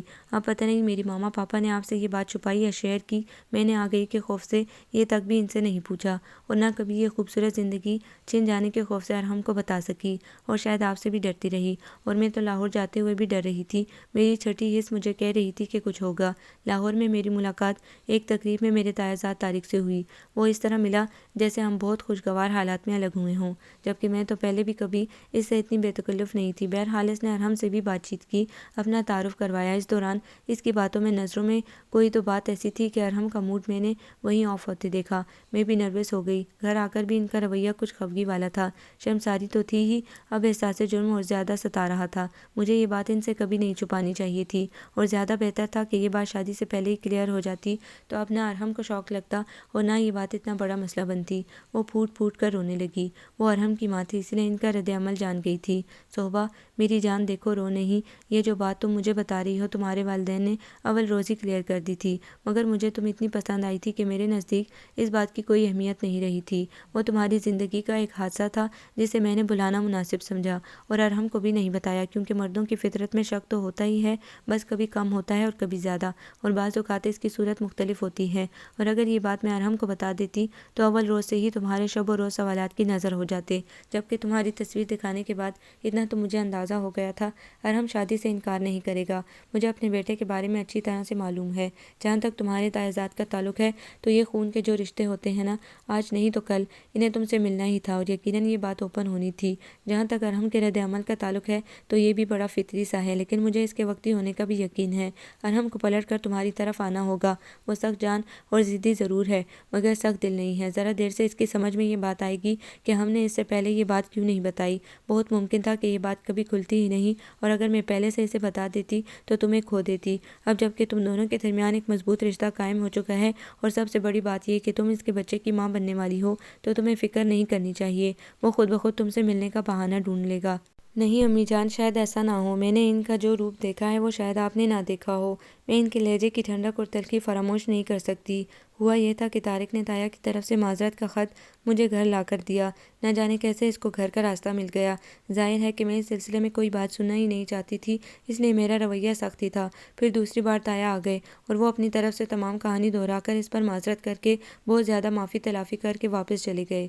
مگر میری زندگی کی خوشیوں کو تاریکی میں دھکیل گئے۔ ارحم اس دن گھر میں تھے، ساری باتیں ان کے سامنے ہو رہی تھیں، اور ہر بات ان کے لیے نئی تھی۔ میری پوزیشن بہت آکورڈ ہو گئی تھی۔ یوں لگ رہا تھا کہ مر جاؤں گی، اور پھر تایا کے جانے کے بعد ارحم نے مجھے فیصلہ سنا دیا کہ میں اپنے گھر جا سکتی ہوں۔ ان کے گھر میں، ان کے دل میں اب میری کوئی جگہ نہیں ہے، کیونکہ میں نے ان کے اعتبار کا خون کیا ہے، ان کے اعتماد کو ریزہ ریزہ کر دیا ہے۔ وہ الفاظ میں نہیں بھول سکتی، کبھی بھی نہیں بھول سکتی۔ وہ ایک بار پھر پھوٹ پھوٹ کر رو دی تھی۔ امی کو اب مسئلہ گمبھیر لگ رہا تھا۔ شاید یہ سب یوں نہیں ہونا چاہیے تھا۔ میرا گھر تو یہی ہے نا، میرے ماں باپ تو آپ ہی ہیں، اس لیے میں یہاں آ گئی ہوں۔ مجھے پتہ ہے ارحم کہ مجھے یہاں بھی نہیں رہنے دیں گے، اور اگر انہوں نے کوئی انتہائی فیصلہ کر لیا تو میرا کیا ہوگا۔ وہ بے حد ڈری ہوئی تھی۔ امی جان نے اسے باہوں میں سمیٹ لیا تھا۔ تم مجھ پر بھروسہ کرو، بالکل ٹینشن مت لو، میں سب ٹھیک کر لوں گی۔ اب یہ میرا مسئلہ ہے، تم ان دنوں میں بس اپنا خیال رکھو، یہ تمہارے لیے ضروری ہے۔ کچھ دن کے لیے اپنے گھر بھی چلی جاؤ، البتہ انہیں کچھ بتانے کی ضرورت نہیں ہے۔ میں کہہ دوں گی کہ میں نے تمہیں اپنے پاس بلا لیا ہے، وہ خود سمجھ جائیں گی کہ میں نے تمہیں کیوں بلایا ہوگا۔ وہ دھیرے دھیرے اس کے بال سہلا رہی تھی۔ ان کے لہجے میں، ان کے لفظوں میں اتنی تاثیر تو تھی کہ اسے صبر سا آ گیا تھا۔ تھکے تھکے سے دن تھے، خنک ہوا، ٹھنڈی شامیں، اور دل و دماغ پر چھائی اداسی۔ یوں محسوس ہو رہا تھا زندگی ٹھہر گئی ہو، بالکل سناٹا چھا گیا ہو۔ وہ سارے خوبصورت دن، ارحم کی غربت کا پہلا احساس، اس کی سرگوشیاں، کیا کچھ نہ اسے تڑپاتا تھا۔ وہ خود پر ضبط کی کوشش میں نڈال ہو گئی تھی۔ اپنے اندر ہمکنے والی نئی زندگی کا خیال نہ ہوتا تو ڈھہ گئی ہوتی۔ ممی پاپا کا پیار، امی جان ابی جان کا حد درجہ اعتماد اور محبت، زرش کی تسلیاں اس کو مضبوط کیے ہوئے تھیں، ورنہ وہ تو اتنی بڑی چوٹ کھانے کے بعد زندگی ہار گئی ہوتی۔ ارحم نے امی جان کو فون کرنا بھی کم کر دیا تھا، کیونکہ امی جان کا پہلا سوال یہی ہوتا تھا کہ گھر کب آؤ گے، اور گھر آنے کا مطلب تھا صحبہ سے ملنا، اور صحبہ وہ لڑکی تھی جس نے اس کے احساسات کو مجروح کیا تھا۔ وہ بڑا خود آگاہ اور اپنی ذات کے ساتھ انصاف کرنے والا مرد تھا۔ صحبہ کی زندگی کا ایک پہلو اس سے پوشیدہ تھا، یہ انکشاف اس کی صاف شفاف زندگی کے لیے بے حد اذیت ناک تھا۔ اس کے جذبات کو ٹھیس صحبہ نے اور اس کے اپنے والدین نے پہنچائی تھی۔ وہ سب سے ناراض اور شکوہ کرنا تھا۔ کیا اس کے والدین جانتے نہ تھے کہ وہ کس فطرت کا مالک ہے؟ اس نے مرد ہو کر اپنی کردار، اپنی مردانگی کی شان کی بڑی حفاظت کی ہے، تو کیا صاف شفاف ماضی و حال رکھنے والی لڑکی اس کی شریک حیات نہیں بن سکتی تھی؟ یہ کیسے ممکن ہے کہ ایک لڑکی کلی طور پر ایک مرد کی بنا دی جائے اور وہ مرد اس کی سوچوں پر، اس کے خیالات پر قابض نہ ہو؟ پھر نکاح تو بذات خود ایسا بندھن ہے جو خود بخود احساسات و جذبات کو کومل تاروں سے جوڑتا ہے۔ یہ کیسے ممکن ہے کہ صحبہ کی زندگی میں ایسا کوئی انقلاب نہ آیا ہو اور وہ اپنی پاکیزہ سوچوں کے ساتھ اس کی زندگی میں آ گئی ہو؟ صحبہ اس کی محبوب شریک حیات، اس کی زندگی میں آنے والی پہلی لڑکی، یوں اس کے اندر کے بے حد مغرور انا پسند ارحم کو روند گئی تھی۔ جتنا وہ اس کے بارے میں سوچتا، اس کا ڈپریشن بڑھتا ہی چلا جاتا۔ امی بھی صحبہ کی ہمنوا تھیں، تو وہ کس سے اپنا کرب، اپنی اذیت شیئر کرتا، کس کو بتاتا کہ اس کے ساتھ اچھا نہیں ہوا؟ اپنی ذات کا افتخار اس نے کہاں آ کر کھو دیا؟ اپنے سے وابستہ رشتوں کے بارے میں وہ یوں ہی احساس تھا، اور یہ تو پھر اس کی نصف بہتر کا معاملہ تھا جس کے ساتھ اس نے محبت نہیں بلکہ عشق کیا تھا، اپنے اولین جذبے اس پر لٹائے تھے۔ بڑے بے رونق اور بے کشش دن تھے۔ صبح کو نیند نہیں آتی تھی تو پرسکون وہ بھی نہیں تھا، بس صبح و شام کا سفر جاری تھا۔ اس کی پروموشن کے ساتھ ٹرانسفر آرڈر بھی آ گئے تھے۔ سال سے زائد کا عرصہ لاہور گزارنے کے بعد وہ واپس آ رہا تھا۔ ایک دن اچانک ہی شام کو وہ گھر پہنچ گیا تھا۔ ابی جان، امی جان، صحبہ، سب کے چہرے ایک دم خوشی سے کھل اٹھے تھے۔ اسے گھر تو آنا ہی تھا، مگر یہ اندازہ نہ تھا کہ فوری طور پر صحبہ سے سامنا بھی ہو جائے گا۔ اپنی دانش میں تو وہ صحبہ کو اس کے گھر بھیج چکا تھا، مگر وہ بھی سمجھدار تھی، اپنے ہی گھر آئی تھی۔ امی جان دبے الفاظ میں شکایتیں کر رہی تھی۔ ابی جان ہمیشہ کی طرح اس معاملے سے الگ تھلگ تھے۔ انہوں نے صرف اتنا کہا تھا کہ صحبہ کا خیال رکھو، یہ بڑا نازک مرحلہ ہوتا ہے، عورت کی اصل قوت طاقت اس کے شوہر کی محبت اور اعتماد ہوتا ہے۔ ان کی بات پر وہ محض لب بھینج کر رہ گیا تھا۔ وہ ارحم کی جگہ ہوتے تو شاید اس کی کیفیت سمجھ پاتے۔ ان کے خیال میں ارحم کی ناراضی بے بنیاد تھی۔ اب یہ انہیں کون سمجھاتا کہ ارحم کے نازک مزاجی اور خود پسندی نے بڑی زبردست چوٹ کھائی تھی۔ صحبہ نے اس کی خود اعتمادی کے ساتھ مذاق کیا تھا، اس کا مان توڑا تھا۔ وہ جو ساری لطیف سوچوں کو اپنے نصف بہتر کے لیے سینچ سینچ کر رکھتا رہا، اس نصف بہتر نے بے اعتباری کا بیج بو کر ساری لطافتوں کو، رفاقت کے کومل احساسات کو ناتواں کر دیا تھا، اس قدر ناتواں کہ وہ ڈھہ سے گئے تھے، بہت سارے دن پر لگا کر اٹھ گئے تھے۔ ارحم نے اسٹڈی روم کو ٹھکانہ بنا لیا تھا اور صحبہ خالی خالی سے کمرے میں خود سے لڑتی رہتی، اس کا سامنا ہونے پر کترا کر راستہ بدل لیتی، لیکن غیر موجودگی میں اس کے سارے کام جلدی جلدی نپٹا دیتی۔ آنکھ مچولی کی یہ کیفیت گھر میں سناٹا پھیلا چکی تھی۔ ابی جان اور امی جان ان فطری شرارتوں اور مسکراہٹوں کو ترس گئے تھے جن کی وجہ سے گھر کے در و دیوار بھی مسکرانے لگے تھے۔ امی صبح اور شام ارحم کو تنبیہ کرتی رہیں کہ وہ زیادتی کر رہا ہے۔ امی، یہ میرا درد سر ہے، مجھے میرے حال پر چھوڑ دیں، میں مناسب وقت کا انتظار کر رہا ہوں تاکہ مجھے بھی فیصلہ کرنے میں آسانی ہو اور کسی کے لیے بھی کوئی مسئلہ کھڑا نہ ہو۔ وہ جانے کس مسئلے کے بارے میں کہہ رہا تھا، لیکن سیڑھیوں سے اترتی صحبہ لرز کر رہ گئی تھی۔ فیصلہ؟ ارحم کا فیصلہ کیا ہوگا؟ کیا مجھ سے اس گھر میں رہنے کا استحقاق چھین لیا جائے گا؟ اس سے آگے وہ کچھ نہیں سوچ سکی تھی اور انہی سیڑھیوں پر بیٹھتی چلی گئی تھی۔ امی! ماؤ توتے ذہن کے ساتھ اس نے آواز دی۔ ارحم اور امی نے ایک ساتھ پلٹ کر دیکھا تھا۔ اگلے ہی لمحے ارحم ایک ہی جست میں صحبہ کے پاس تھا۔ اس کا سر سیڑھیوں کی ریلنگ کے سہارے ایک طرف کو ڈھلکا ہوا تھا اور بھاری جسم سیڑھیوں سے نیچے گرنے کو بےتاب تھا۔ ارحم نے کچھ بھی سوچے سمجھے بغیر دونوں ہاتھوں سے اس کو سہارا دیا۔ اتنی نازک حالت میں اس کا گرنا کس قدر خطرناک ہو سکتا تھا۔ وہ جھرجھری سی لے کر امی جان کی طرف مڑا۔ ڈاکٹر کو فون کریں۔ پلس بہت سلو ہے۔ فکر مندی اس کے لہجے سے ہویدا تھی۔ امی جان نے تو کلیجہ تھام لیا تھا۔ میری بچی ارحم، میں پکڑتی ہوں اسے، تم فوراً گاڑی نکالو اور زرش کو بھی فون کرو۔ تمہیں تو کچھ خبر ہی نہیں، آج کل میں تو اسے ہاسپٹل جانا تھا۔ جلدی کرو، سوچو مت۔ امی، اسے ہوش میں تو لائیں۔ اس کے سامنے اس وقت ناقابل اعتبار صحبہ کی نہیں بلکہ ایک انسان کی زندگی تھی، اور انسان بھی ایسا جو اس کے اولین جذبوں کا بلا شرکت حقدار بن گیا تھا۔ وہ گاڑی پیسے سے نکال کر پھر اندر کی طرف بھاگا۔ لاؤنج کے محرابی دروازے کے سہارے بیٹھی صوبا کا چہرہ بے حد زرد ہو رہا تھا۔ بمشکل آنکھوں کے پپوٹے اوپر کو اٹھے۔ پانی، امی نے پانی کا گلاس اس کے لبوں سے لگا دیا۔ میرے بچے اٹھ، ہمت کر۔ امی مجھے یہیں رہنے دے، میں مر جاؤں گی۔ امی جان پتہ نہیں مجھے کیا ہو رہا ہے۔ اس کا پورا جسم ٹھنڈا ہو گیا تھا، لفظ ٹوٹ ٹوٹ کر لبوں سے پھسل رہے تھے۔ ارحم کا دل جیسے کسی نے مٹھی میں دبوچ لیا۔ امی جان نے اس کی کمر میں ہاتھ ڈال کر اٹھانا چاہا، مگر وہ اس قدر بھاری اور نڈال ہو رہی تھی کہ وہ خود ہانپ کر رہ گئی۔ امی میرا دل بند ہو رہا ہے، ارحم کو بلائیں نا، میں انہیں دیکھ لوں۔ وہ آنکھوں کے بھیگے بھیگے کناروں کے ساتھ ارحم کے بازو میں سمٹ سی گئی تھی۔ ارحم کی مضبوط اور توانا گرفت اسے سہارا دینے کے لیے کافی تھی۔ امی نے ہاسپٹل کا نام بتایا تھا اور وہ گاڑی ہوا میں اڑانے لگا تھا۔ سگنل بند ہوا تو اس نے موبائل سے زرش کو اطلاع دی۔ صوبا کی امی سے بات کی۔ بمشکل 15 سے 17 منٹ میں وہ لوگ ہاسپٹل پہنچ گئے تھے۔ پرائیویٹ ہسپتال تھا، اسی لیے کیس کی نوعیت جان کر متعلقہ عملہ فوراً حرکت میں آ گیا۔ صوبا کا بلڈ پریشر نارمل حالت تک لانے میں ہی کافی وقت لگ گیا تھا۔ زرش نے ملامتی نگاہوں سے ارحم کو دیکھا۔ آپ کو پتہ ہے ایسی حالت میں بلڈ پریشر کا لو ہونا کس قدر خطرناک ہو سکتا ہے، اور اس کے ذمہ دار صرف آپ ہیں۔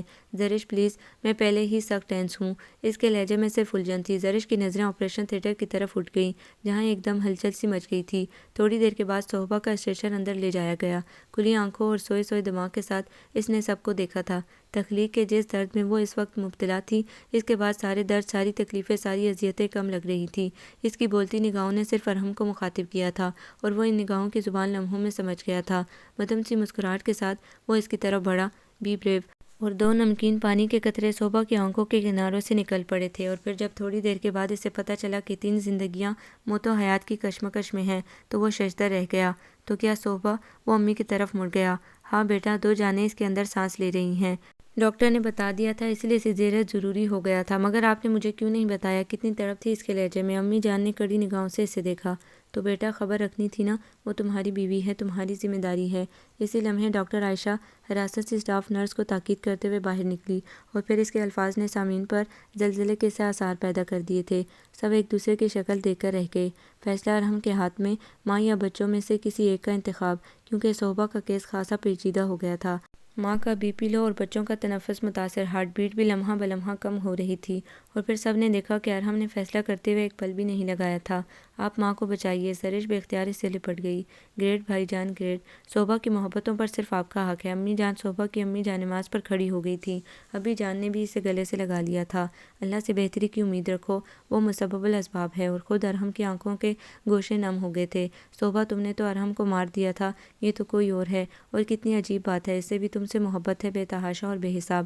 یہ ارحم نہیں ہے، لیکن تمہارے بغیر یہ بھی نہیں رہ سکتا۔ تمہیں اس کے لیے زندہ رہنا ہوگا، اس دوسرے ارحم کے لیے۔ اور پھر کتنا ڈھیر سارا وقت انہیں یہاں کھڑے کھڑے گزر گیا۔ ٹانگیں شل اور احساسات منجمد تھے۔ اور پھر اس وقت پورے کمپاؤنڈ میں حرارت کی لہر سی پھیل گئی، جب ڈاکٹر عائشہ نے بے حد جاندار سی مسکراہٹ کے ساتھ خبر سنائی کہ ہم آپ کی بیٹی کو نہیں بچا سکے۔ وہ بے حد کمزور تھی، بالکل اپنی ماں کی طرح، مگر بیٹا تو آپ کی طرح بہادر ہے۔ آپ کو اپنے بیٹے کی ماں کی زندگی مبارک ہو۔ کس قدر سریلا نغمہ تھا یہ! ارحم کے چہرے پر پورے جسم کا خون سمٹ آیا۔ ماں بیٹے دونوں کو انتہائی نگہداشت کے یونٹ میں رکھا گیا تھا، اور وہ ننھی سی کلی جو دنیا میں آنے سے پہلے ہی مرجھا گئی تھی، ارحم کے سامنے آئی تو وہ شدت ضبط سے ہونٹ کاٹ کر رہ گیا۔ بالکل ارحم کا عکس تھی وہ۔ ارے بیٹے، یہ تو تیرا چہرہ ہے۔ امی جان بھی تڑپ کر رہ گئی تھی۔ ارحم کتنی دیر تک اس کا گلاب چہرہ تکتا رہا، بولتے ہوئے نقوش اور بے جان وجود، کاش کہ تم ہمیں پورا خوش ہونے دیتی، مگر تھینک یو، تم نے میری صوبا کو بچا لیا۔ باپ بن جانے کا معتبر احساس اور اتنے صبر آزما مرحلے سے بخیر و کافیت گزر جانے کی مسرت نے ارحم کو گہری تبدیلی سے دوچار کیا تھا۔ اس کی خود پسندی، اس کا غرور اور اس کا اعتماد اللہ تعالیٰ نے کس امتحان میں ڈال دیا تھا۔ کتنی سخت آزمائش کے تھے وہ لمحے، وہ دل بند کر دینے والے پل، اور پھر اللہ تعالیٰ نے اسے ہر مرحلے سے سرخرو نکالنے کے بعد دل و دماغ کی دنیا ہی بدل ڈالی تھی۔ باپ بنا تو اپنی شخصیت کے بہت سارے رنگ پس پوش ڈالنے پر مجبور ہو گیا تھا۔ ایک انسان کی جان بچانے کا سوچ کر اپنی محبوب بیوی کو حیات نو کا پیغام دینے کے بعد وہ بڑا مطمئن تھا۔ صوبا اور عبداللہ کو آج ڈسچارج ہونا تھا۔ دونوں کی حالت قدرے تسلی بخش تھی۔ اس تمام عرصے میں وہ جب بھی صوبا کے پاس آیا، وہ یا تو سوتی رہی تھی یا سوتی بن گئی تھی۔ البتہ عبداللہ نے صوبا جیسی بڑی بڑی آنکھیں کھول کر خوب پہچان کی تھی۔ صوبا کو مکمل بیڈ ریسٹ کی ضرورت تھی، اور عبداللہ امی جان کے پاس ہی رہتا تھا۔ صوبا اس ننھی سی جان کے لیے بھی بہت روئی تھی، جو اس کی گود میں آنے سے پہلے ہی سفر آخرت پر چلی گئی تھی۔ لیکن 9 مہینے کی محبت اور ممتا نے اس کی جو ان دیکھی تصویر بنائی تھی، وہ اس تصوراتی پیکر کے ساتھ کتنے دنوں تک باتیں کر کے روتی رہی۔ صوبہ کو سیڑھیاں اترنے چڑھنے کا مسئلہ تھا، اس لیے وہ نیچے امی جان کے کمرے میں تھی۔ ابھی جان نے لاؤنج میں ڈیرا ڈالا ہوا تھا، زرش بھی رہنے کے لیے آئی ہوئی تھی۔ مہمانوں کی خصوصاً صوبہ کے ماما پاپا اور رافی کی آمد کا سلسلہ جاری ہی تھا۔ ایک بار پھر گھر میں ہنگامے جاگ اٹھے تھے۔ عبداللہ روتا تو گھنٹیاں سی بجنے لگتی اور ارحم اسے بہلاتا تو غضب ہو جاتا۔ سب ہنس ہنس کر دوہرے ہو جاتے۔ اول تو یہ کہ ارحم کے لمبے چوڑے وجود کے سامنے اتنا ننھا منھا وجود ہی عجیب لگتا، اور اوپر سے اس کی باتیں جیسے وہ اس کا بیسٹ فرینڈ ہو۔ صوبہ کبھی کمرے میں اس کی آوازیں سنتی تو کبھی لاؤنج کے ایک کونے میں سکڑی سمٹی کھوئی کھوئی نگاہوں سے یہ سب دیکھتی رہتی۔ ارحم نے تو اپنے بچے کی ماں کو بچایا تھا، بچے کی ماں کو آنکھوں کے کنارے جلنے لگتے تو وہ منظر سے ہی اوجھل ہو جاتی۔ عبداللہ کو بخار ہو رہا تھا اور ارحم نے 2 دن کی چھٹی کر لی تھی۔ امی جان بس اس کی دیوانگی پر مسکرائی جاتی، مگر صوبہ ابھی تک ان کے کمرے میں تھی۔ ان کا دم الجھ کر رہ جاتا، پتہ نہیں یہ لڑکا کیا سوچ کر بیٹھا ہوا ہے، اللہ اس سے سیدھی راہ دکھانا۔ عبداللہ کے فیڈر کا ٹائم ہو رہا تھا، وہ مچل رہا تھا۔ امی جان کہیں بازار گئی ہوئی تھی۔ وہ جب بیلنے کا ارادہ ترک کر کے رونے کا موڈ بنانے لگا تو ارحم دروازہ نوک کر کے امی جان کے کمرے میں آ گیا۔ وہ شاید سو رہی تھی، 2 تکیوں کے درمیان دائیں کروٹ کے بل، چہرے پر کس قدر سکون کے رنگ تھے، اور بال ہمیشہ کی طرح تکیے پر بکھرے ہوئے تھے۔ اولین دنوں میں وہ اس کے بال سمیٹتا رہتا تھا اور لڑتا رہتا تھا کہ کٹوا لو، اور پھر اسے ان بالوں سے بھی پیار ہو گیا۔ پھر شاید صوبہ کے سارے روپ دیوانگی بن گئے، اور پھر جانے کیا ہوا کہ ان دیوانگیوں پر صرف ایک روپ غالب آ گیا، بے وفائی کا، بے اعتباری کا، اور وہ کس قدر اذیت میں مبتلا ہو گیا تھا۔ اور آج وہ اذیت پہلے جیسی نہیں تھی، وہ درد، وہ کسک پہلے جیسی نہیں تھی۔ تو پھر کیا تھا جو ان دونوں کے درمیان حائل تھا؟ ان بے رنگ دنوں، بے رونق شاموں اور تنہا راتوں کا کیا جواز تھا؟ وہی بات ذرا سی جو دلوں میں پل رہی ہے، جسے تم نہ کہہ سکے ہو، اسے میں کہاں سے کہتا؟ نظروں کی تپش تھی یا عبداللہ کی صدا کہ صوبہ نے کسی گڑیا کی طرح جھٹ سے آنکھیں کھول دیں۔ اپنے سامنے ان دونوں کو دیکھ کر خود میں سمٹ سی گئی۔ دوپٹہ غائب تھا، بال شانوں پر بکھر کر دوپٹے کا کام کر رہے تھے۔ پوری شدت سے کھلی ہوئی آنکھیں بے پناہ سرخ ہو رہی تھی۔ ارحم نے بے اختیار ہی نظریں چرا لیں۔ دل میں نہ اس لمحے کوئی کسک تھی اور نہ اذیت، بس ایک احساس تھا اپنی مات کا، لیکن ساری جیتوں پر حاوی۔ وہ ہمکتے مچلتے عبداللہ کو اس کی گود میں دیکھ کر جلدی سے باہر آ گیا، مگر اس جلدی میں شاید کوئی خوشبو بھی ساتھ چلی آئی تھی، اپنی سی، اور کتنے بہت سارے دنوں کے بعد اس خوشبو نے اس کے احساس کے تاروں کو چھیڑا تھا۔ آج بہت سارے دنوں کے بعد ایسی رات آئی تھی جو اس سے جگہ منانے پر مجبور کر رہی تھی۔ اسے لگ رہا تھا وہ اپنی نادانی میں کچھ غلط کر بیٹھا ہے، اور اس کے تسلسل میں آئندہ جو ہوگا وہ بھی غلط ہی ہوگا، کیونکہ یہ تو طے تھا کہ صوبہ اس کی ذات کا تکمیلی حصہ ہے، اس سے قطع نظر کہ صوبہ نے اس کے ساتھ کیا کیا تھا، اور یہ بھی محض اس کا ہی خیال تھا کہ وہ اپنی دانست میں بہت بڑے فریب کی مرتکب ہوئی ہے، ورنہ حقیقت اس کے برعکس تھی۔ صوبہ کی زندگی میں لفظوں اور جذبوں کی روشنیاں بکھیرنے والا پہلا شخص ارحم ہی تھا۔ اس نکاح کی حیثیت تو صرف کاغذی کارروائی تک تھی۔ یوں بھی جس عمل کی بنیاد ہی غلط ارادوں پر رکھی جائے، اس میں خلوص اور سچائی کا فقدان ہی ہوتا ہے۔ صوبہ بارہا خود احتسابی کے عمل سے گزری تھی، اور بڑے صاف و شفاف ذہن اور تر و تازہ سوچ کے ساتھ ارحم کی زندگی میں داخل ہوئی تھی۔ اگر ذرا بھی کہیں اپنے اندر کوئی کمزوری دیکھتی تو نہ اپنی زندگی کے ساتھ منافقت کرتی اور نہ بحروب بدل کر کسی مرد کی زندگی میں آنے کا فیصلہ کرتی، کیونکہ ایک بھرپور اور مکمل زندگی گزارنے کے بعد لبرل معاشرے میں رہنے کی وجہ سے اس کے خیالات انتہائی راست اور قطعی انداز کے ہو گئے تھے۔ اسے تو شخصیت میں بناوٹ و منافقت کا رنگ بھرنا آیا ہی نہیں تھا۔ پھر بھی ارحم اس کو نہ جان پایا جتنا وہ اپنی خوش بختی پر نازاں ہوتی تھی، اتنی ہی اب وہ اپنی بے بسی سے نالاں اور قسمت سے شکوہ کنت تھیں۔ بیٹا ارحم، تم نے کیا سوچ رکھا ہے؟ کب تک اس معصوم کو سزا دیتے رہو گے؟ موت کو سلام کر آئی مگر تمہارا دل نرم نہیں ہوا؟ امی جان نے آج بہت دنوں کے بعد پھر یہ موضوع چھیڑ دیا تھا۔ آپ سب نے بھی تو میرے ساتھ زیادتی کی، جب آپ کو پتہ تھا تو مجھے بھی بتا دیتی، مجھے کوئی بھی فیصلہ کرنے میں آسانی ہوتی۔ آپ یہ بھی جانتی ہیں کہ کچھ چیزیں میرے لیے زندگی سے بڑھ کر اہم رہی ہیں۔ میں جس طرح کا تھا ویسے ہی ہم سفر کی تمنا کرنا شاید میرا حق تھا، لیکن آپ نے بھی مجھے درمیانی راہ میں کھڑا کر دیا۔ میں کس سے شکایت کروں؟ وہ آثار ضبط کھو بیٹھا تھا۔ دیکھو بیٹا، اگر میں تمہیں یہ سب بتا دیتی تو صوبہ کو کھو دیتی، یا پھر تمہاری زندگی شروع سے ہی خواہ مخواہ کے شکوک کی نظر ہو جاتی، اور یہ کوئی اتنی بڑی بات نہیں ہے۔ جن لڑکیوں کی منگنیاں ٹوٹ جاتی ہیں یا رشتے ختم ہو جاتے ہیں، کیا ان کا زندگی پر سے حق ختم ہو جاتا ہے؟ کیا وہ لڑکیاں پھر کسی مرد کے خواب نہیں دیکھ سکتی؟ کیا ساری زندگی وہ ایک محرومی کے ساتھ زندگی گزار دیں کہ دوسرے مرد کا دل وسیع نہیں ہوتا؟ پھر مرد کو یہ حق کیسے حاصل ہو جاتا ہے کہ وہ ایک کے بعد دوسری، پھر تیسری اور خوب سے خوب تر کی تلاش میں رہتا ہے؟ دیکھو ارحم، فطرت کے اصول مت بھولو۔ صوبہ کا نکاح کوئی گناہ نہیں تھا، نہ ہی ایسی غلطی کہ اسے زندگی کی خوشیوں سے محروم کر دیا جائے۔ اگر تم اس کی شادی سے پہلے کی زندگی کے آئینے میں موجودہ زندگی کو دیکھو گے تو تصویر دھندلی ہی نظر آئے گی۔ تم یہ بھی تو دیکھو کہ کیا وہ تمہارے ساتھ تم سے نکاح کے بعد کسی کوتاہی کی مرتکب ہوئی ہے؟ کسی بے اعتباری اور بے وفائی کا جذبہ تم نے اس کی فطرت میں محسوس کیا ہے؟ بحیثیت بیوی کے فرائض کے اس نے پہلو تہی کی ہے، اور سب سے بڑی بات یہ کہ وہ اس گھر میں آئی تو ہمیں ایک لمحے کے لیے بھی اجنبی نہیں لگی۔ یہ کیسے ہو جاتا ہے ارحم؟ یہ کوئی معمولی بات نہیں ہوتی۔ نئے گھر کے تقاضوں کے مطابق خود کو ایڈجسٹ کرنا، اپنے آپ کو شوہر کی رضا کے مطابق ڈھال لینا، اپنی خواہشوں کو محض شوہر کی خوشنودی کی خاطر مار لینا، یہ سب بڑے مشکل مرحلے ہوتے ہیں، اور ان سے وہ عورت سرخرو گزرتی ہے جس کے دل و دماغ میں ہم آہنگی کی تلخیوں کا بوجھ نہیں ہوتا۔ اگر وہ کہیں بھی اپنے ماضی میں جھانک رہی ہوتی تو تم جان لیتے۔ ارحم، تم تو اس کے شوہر ہو۔ میاں بیوی کو اسی لیے تو ایک دوسرے کا لباس کہا جاتا ہے۔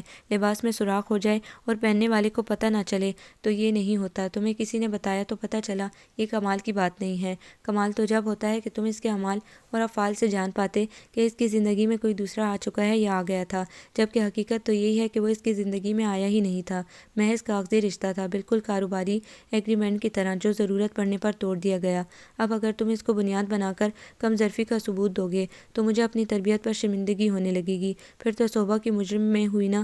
امی جان کی آواز میں سرد مہری اور لہجے میں تناؤ کی کیفیت اتنی واضح تھی کہ وہ اندر تک کام کر رہ گیا۔ اپنی ماں کے اتنے سخت رد عمل کا بھی وہ کبھی بھی عادی نہیں تھا، بلکہ اسے احساس ہی آج ہوا تھا کہ امی جان اس قدر سخت اور تلخ بھی ہو سکتی ہیں۔ وہ کتنی دیر تک کچھ بول ہی نہیں سکا۔ امی جان کی نظریں بغور اسے جانچ رہی تھیں، تول رہی تھیں۔ بہرحال بیٹا تو وہ انہی کا تھا جس کو انہوں نے نیکی، نرم روی اور محبت و مروت کے خون سے سینچا تھا۔ وہ مغرور تو ہو سکتا تھا مگر متکبر نہیں تھا۔ اسی یقین کے سہارے آج وہ اس کا احتساب کر بیٹھی تھی، اور اب اپنے بیان کا رد عمل بھی دیکھنا چاہ رہی تھی۔ مگر امی جان، آپ چونکہ اس کی صنف سے تعلق رکھتی ہیں اسی لیے اس کا دفاع کر رہی ہیں، مگر ایک حقیقت یہ بھی تو ہے کہ اسے ذرا بھی پرواہ نہیں کہ اس کے ساتھ کیا ہوا اور کیا ہونے جا رہا ہے۔ ایک بار بھی تو اس نے مجھ سے اس موضوع پر بات نہیں کی۔ کیا اسے احساس نہیں ہے کہ یہ ہم کس طرح کی زندگی گزار رہے ہیں؟ اسے میری پرواہ نہیں ہے تو میں کیوں اس کا غم کروں؟ برف پگھل چکی تھی، یہ محض بچی کچی انا کا کمزور سا پودا بے رخی کی فضا میں لہرا لہرا کر صدائے احتجاج بلند کر رہا تھا۔ عین ممکن تھا کہ وہ ایک اور پرتاثیر لیکچر سے نواز دیتیں تو یہ دھڑام سے زمین بوس ہو جاتا، اور موسم تو بدلنا ہی تھا، پھر تو فضا میں محبت کی دھوپ رنگ بکھیرنا شروع کر دیتی۔ ان کے لبوں پر دھیما سا تبسم بکھر گیا۔ بیٹا، وہ بھی تو انسان ہے، اس کی بھی عزت نفس ہے۔ جتنا زیادہ تمہارے اندر اپنے سچے ہونے کا، وفادار ہونے کا ضم ہے، اس کے اندر ہونا بھی بالکل فطری سی بات ہے۔ اس نے تمہیں وضاحت دینے کی کوشش کی تھی مگر تم نے نہیں سنا۔ پھر وہ تمہارے آگے ہاتھ جوڑنے سے تو رہی، اور جہاں تک بات ہے پرواہ نہ کرنے کی تو تمہارا تجزیہ غلط ہے۔ اگر اسے تمہاری اور تمہاری عزت کی پرواہ نہ ہوتی تو وہ اپنے گھر میں ہوتی، ماں باپ کے گھر، اور بہت ممکن تھا وہ سب تمہیں لعن طعن کرنے یہاں موجود ہوتے۔ دیکھو بیٹا، نیک فطرت عورت اللہ کا انعام ہے۔ صوبہ کی سمجھداری اور معاملہ فہمی قابل تعریف ہے۔ وہ سب کچھ اندر ہی اندر جھیلتی رہی، رد عمل تمہارے سامنے ہے۔ ان کے لہجے میں تعصب بھی تھا۔ امی جان، اسے بتا دینا چاہیے تھا۔ وہ بتا دیتی تو شاید میرا اعتماد اس حد تک مجروح نہ ہوتا۔ کمزور سی صدائے برہمی ابھری۔ وہ بتا دیتی، اگر تم اس کی عزت نفس مجروح نہ کرتے، یوں اس کو گھر سے نکال باہر نہ کرتے۔ ارحم کا سر جھک گیا تھا۔ غصے میں آ کر اس نے جانے کیا کیا کہہ دیا تھا۔ اسے اپنے الفاظ یاد تو نہ تھے، لیکن ان کے شدید اور بے حس ہونے کا احساس اسے ابھی بھی ہو رہا تھا۔ وہ اسی احساس میں گرا، اپنی جلد بازی پر نادم ہوتا امی جان کے پاس سے اٹھ کر اپنے کمرے میں آ گیا۔ ان کے چہرے پر تفکر کے سائے لہرانے لگے تھے۔ عبداللہ کا عقیقہ اور صحبہ کی صحتیابی کی خوشی میں امی جان نے بڑی سی دعوت کا اہتمام کر ڈالا تھا۔ عزیز و اقارب، دوست احباب سارے ہی مدعو تھے۔ خوب رونق لگی ہوئی تھی، اور بہت دنوں کے بعد لون کی سرد درج میں خوش رنگ آنچل لہرا رہے تھے۔ بیٹا، تم ابھی تک ایسے ہی بیٹھی ہو، جلدی سے تیار ہو جاؤ اور یہ سیٹ پہن لینا، تم پر سوٹ کرے گا۔ تم چینج تو کرو، میں آ کر ساڑی کی فال ٹھیک کر دیتی ہوں۔ جلدی کرو۔ عبداللہ زرش کے پاس ہے، پتہ ہے سارے لوگ تم سے اور ارحم سے ملنے کے لیے بے چین ہیں۔ ظاہر ہے تم لوگوں کے لیے تو یہ تقریب سجی ہے۔ وہ اس کے قریب آ گئیں اور دونوں ہاتھوں میں اس کا چہرہ تھام کر مسکرا دیں۔ وہ تمہارا ہے، اس نے کہاں جانا ہے، تم کیوں جان ہلکان کرتی ہو؟ آنکھوں کی نمی کو انگلیوں پر چنتے ہوئے انہوں نے اس کو گلے لگا لیا۔ کتنی حساس اور زود رنج ہو گئی تھی، مسکراہٹ میں بھی نمک سا گھل گیا تھا۔ ارحم بھی تیار ہو رہا ہے، تم دیر مت کرو۔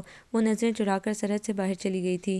تیار تو ہونا ہی تھا۔ بے دلی سے ساڑی اپنے تراشیدہ جسم پر لپیٹ کر وہ ڈریسنگ ٹیبل کے سامنے آ گئی۔ بہت سارے خوشگوار لمحے نظروں میں آ کر ٹھہر گئے۔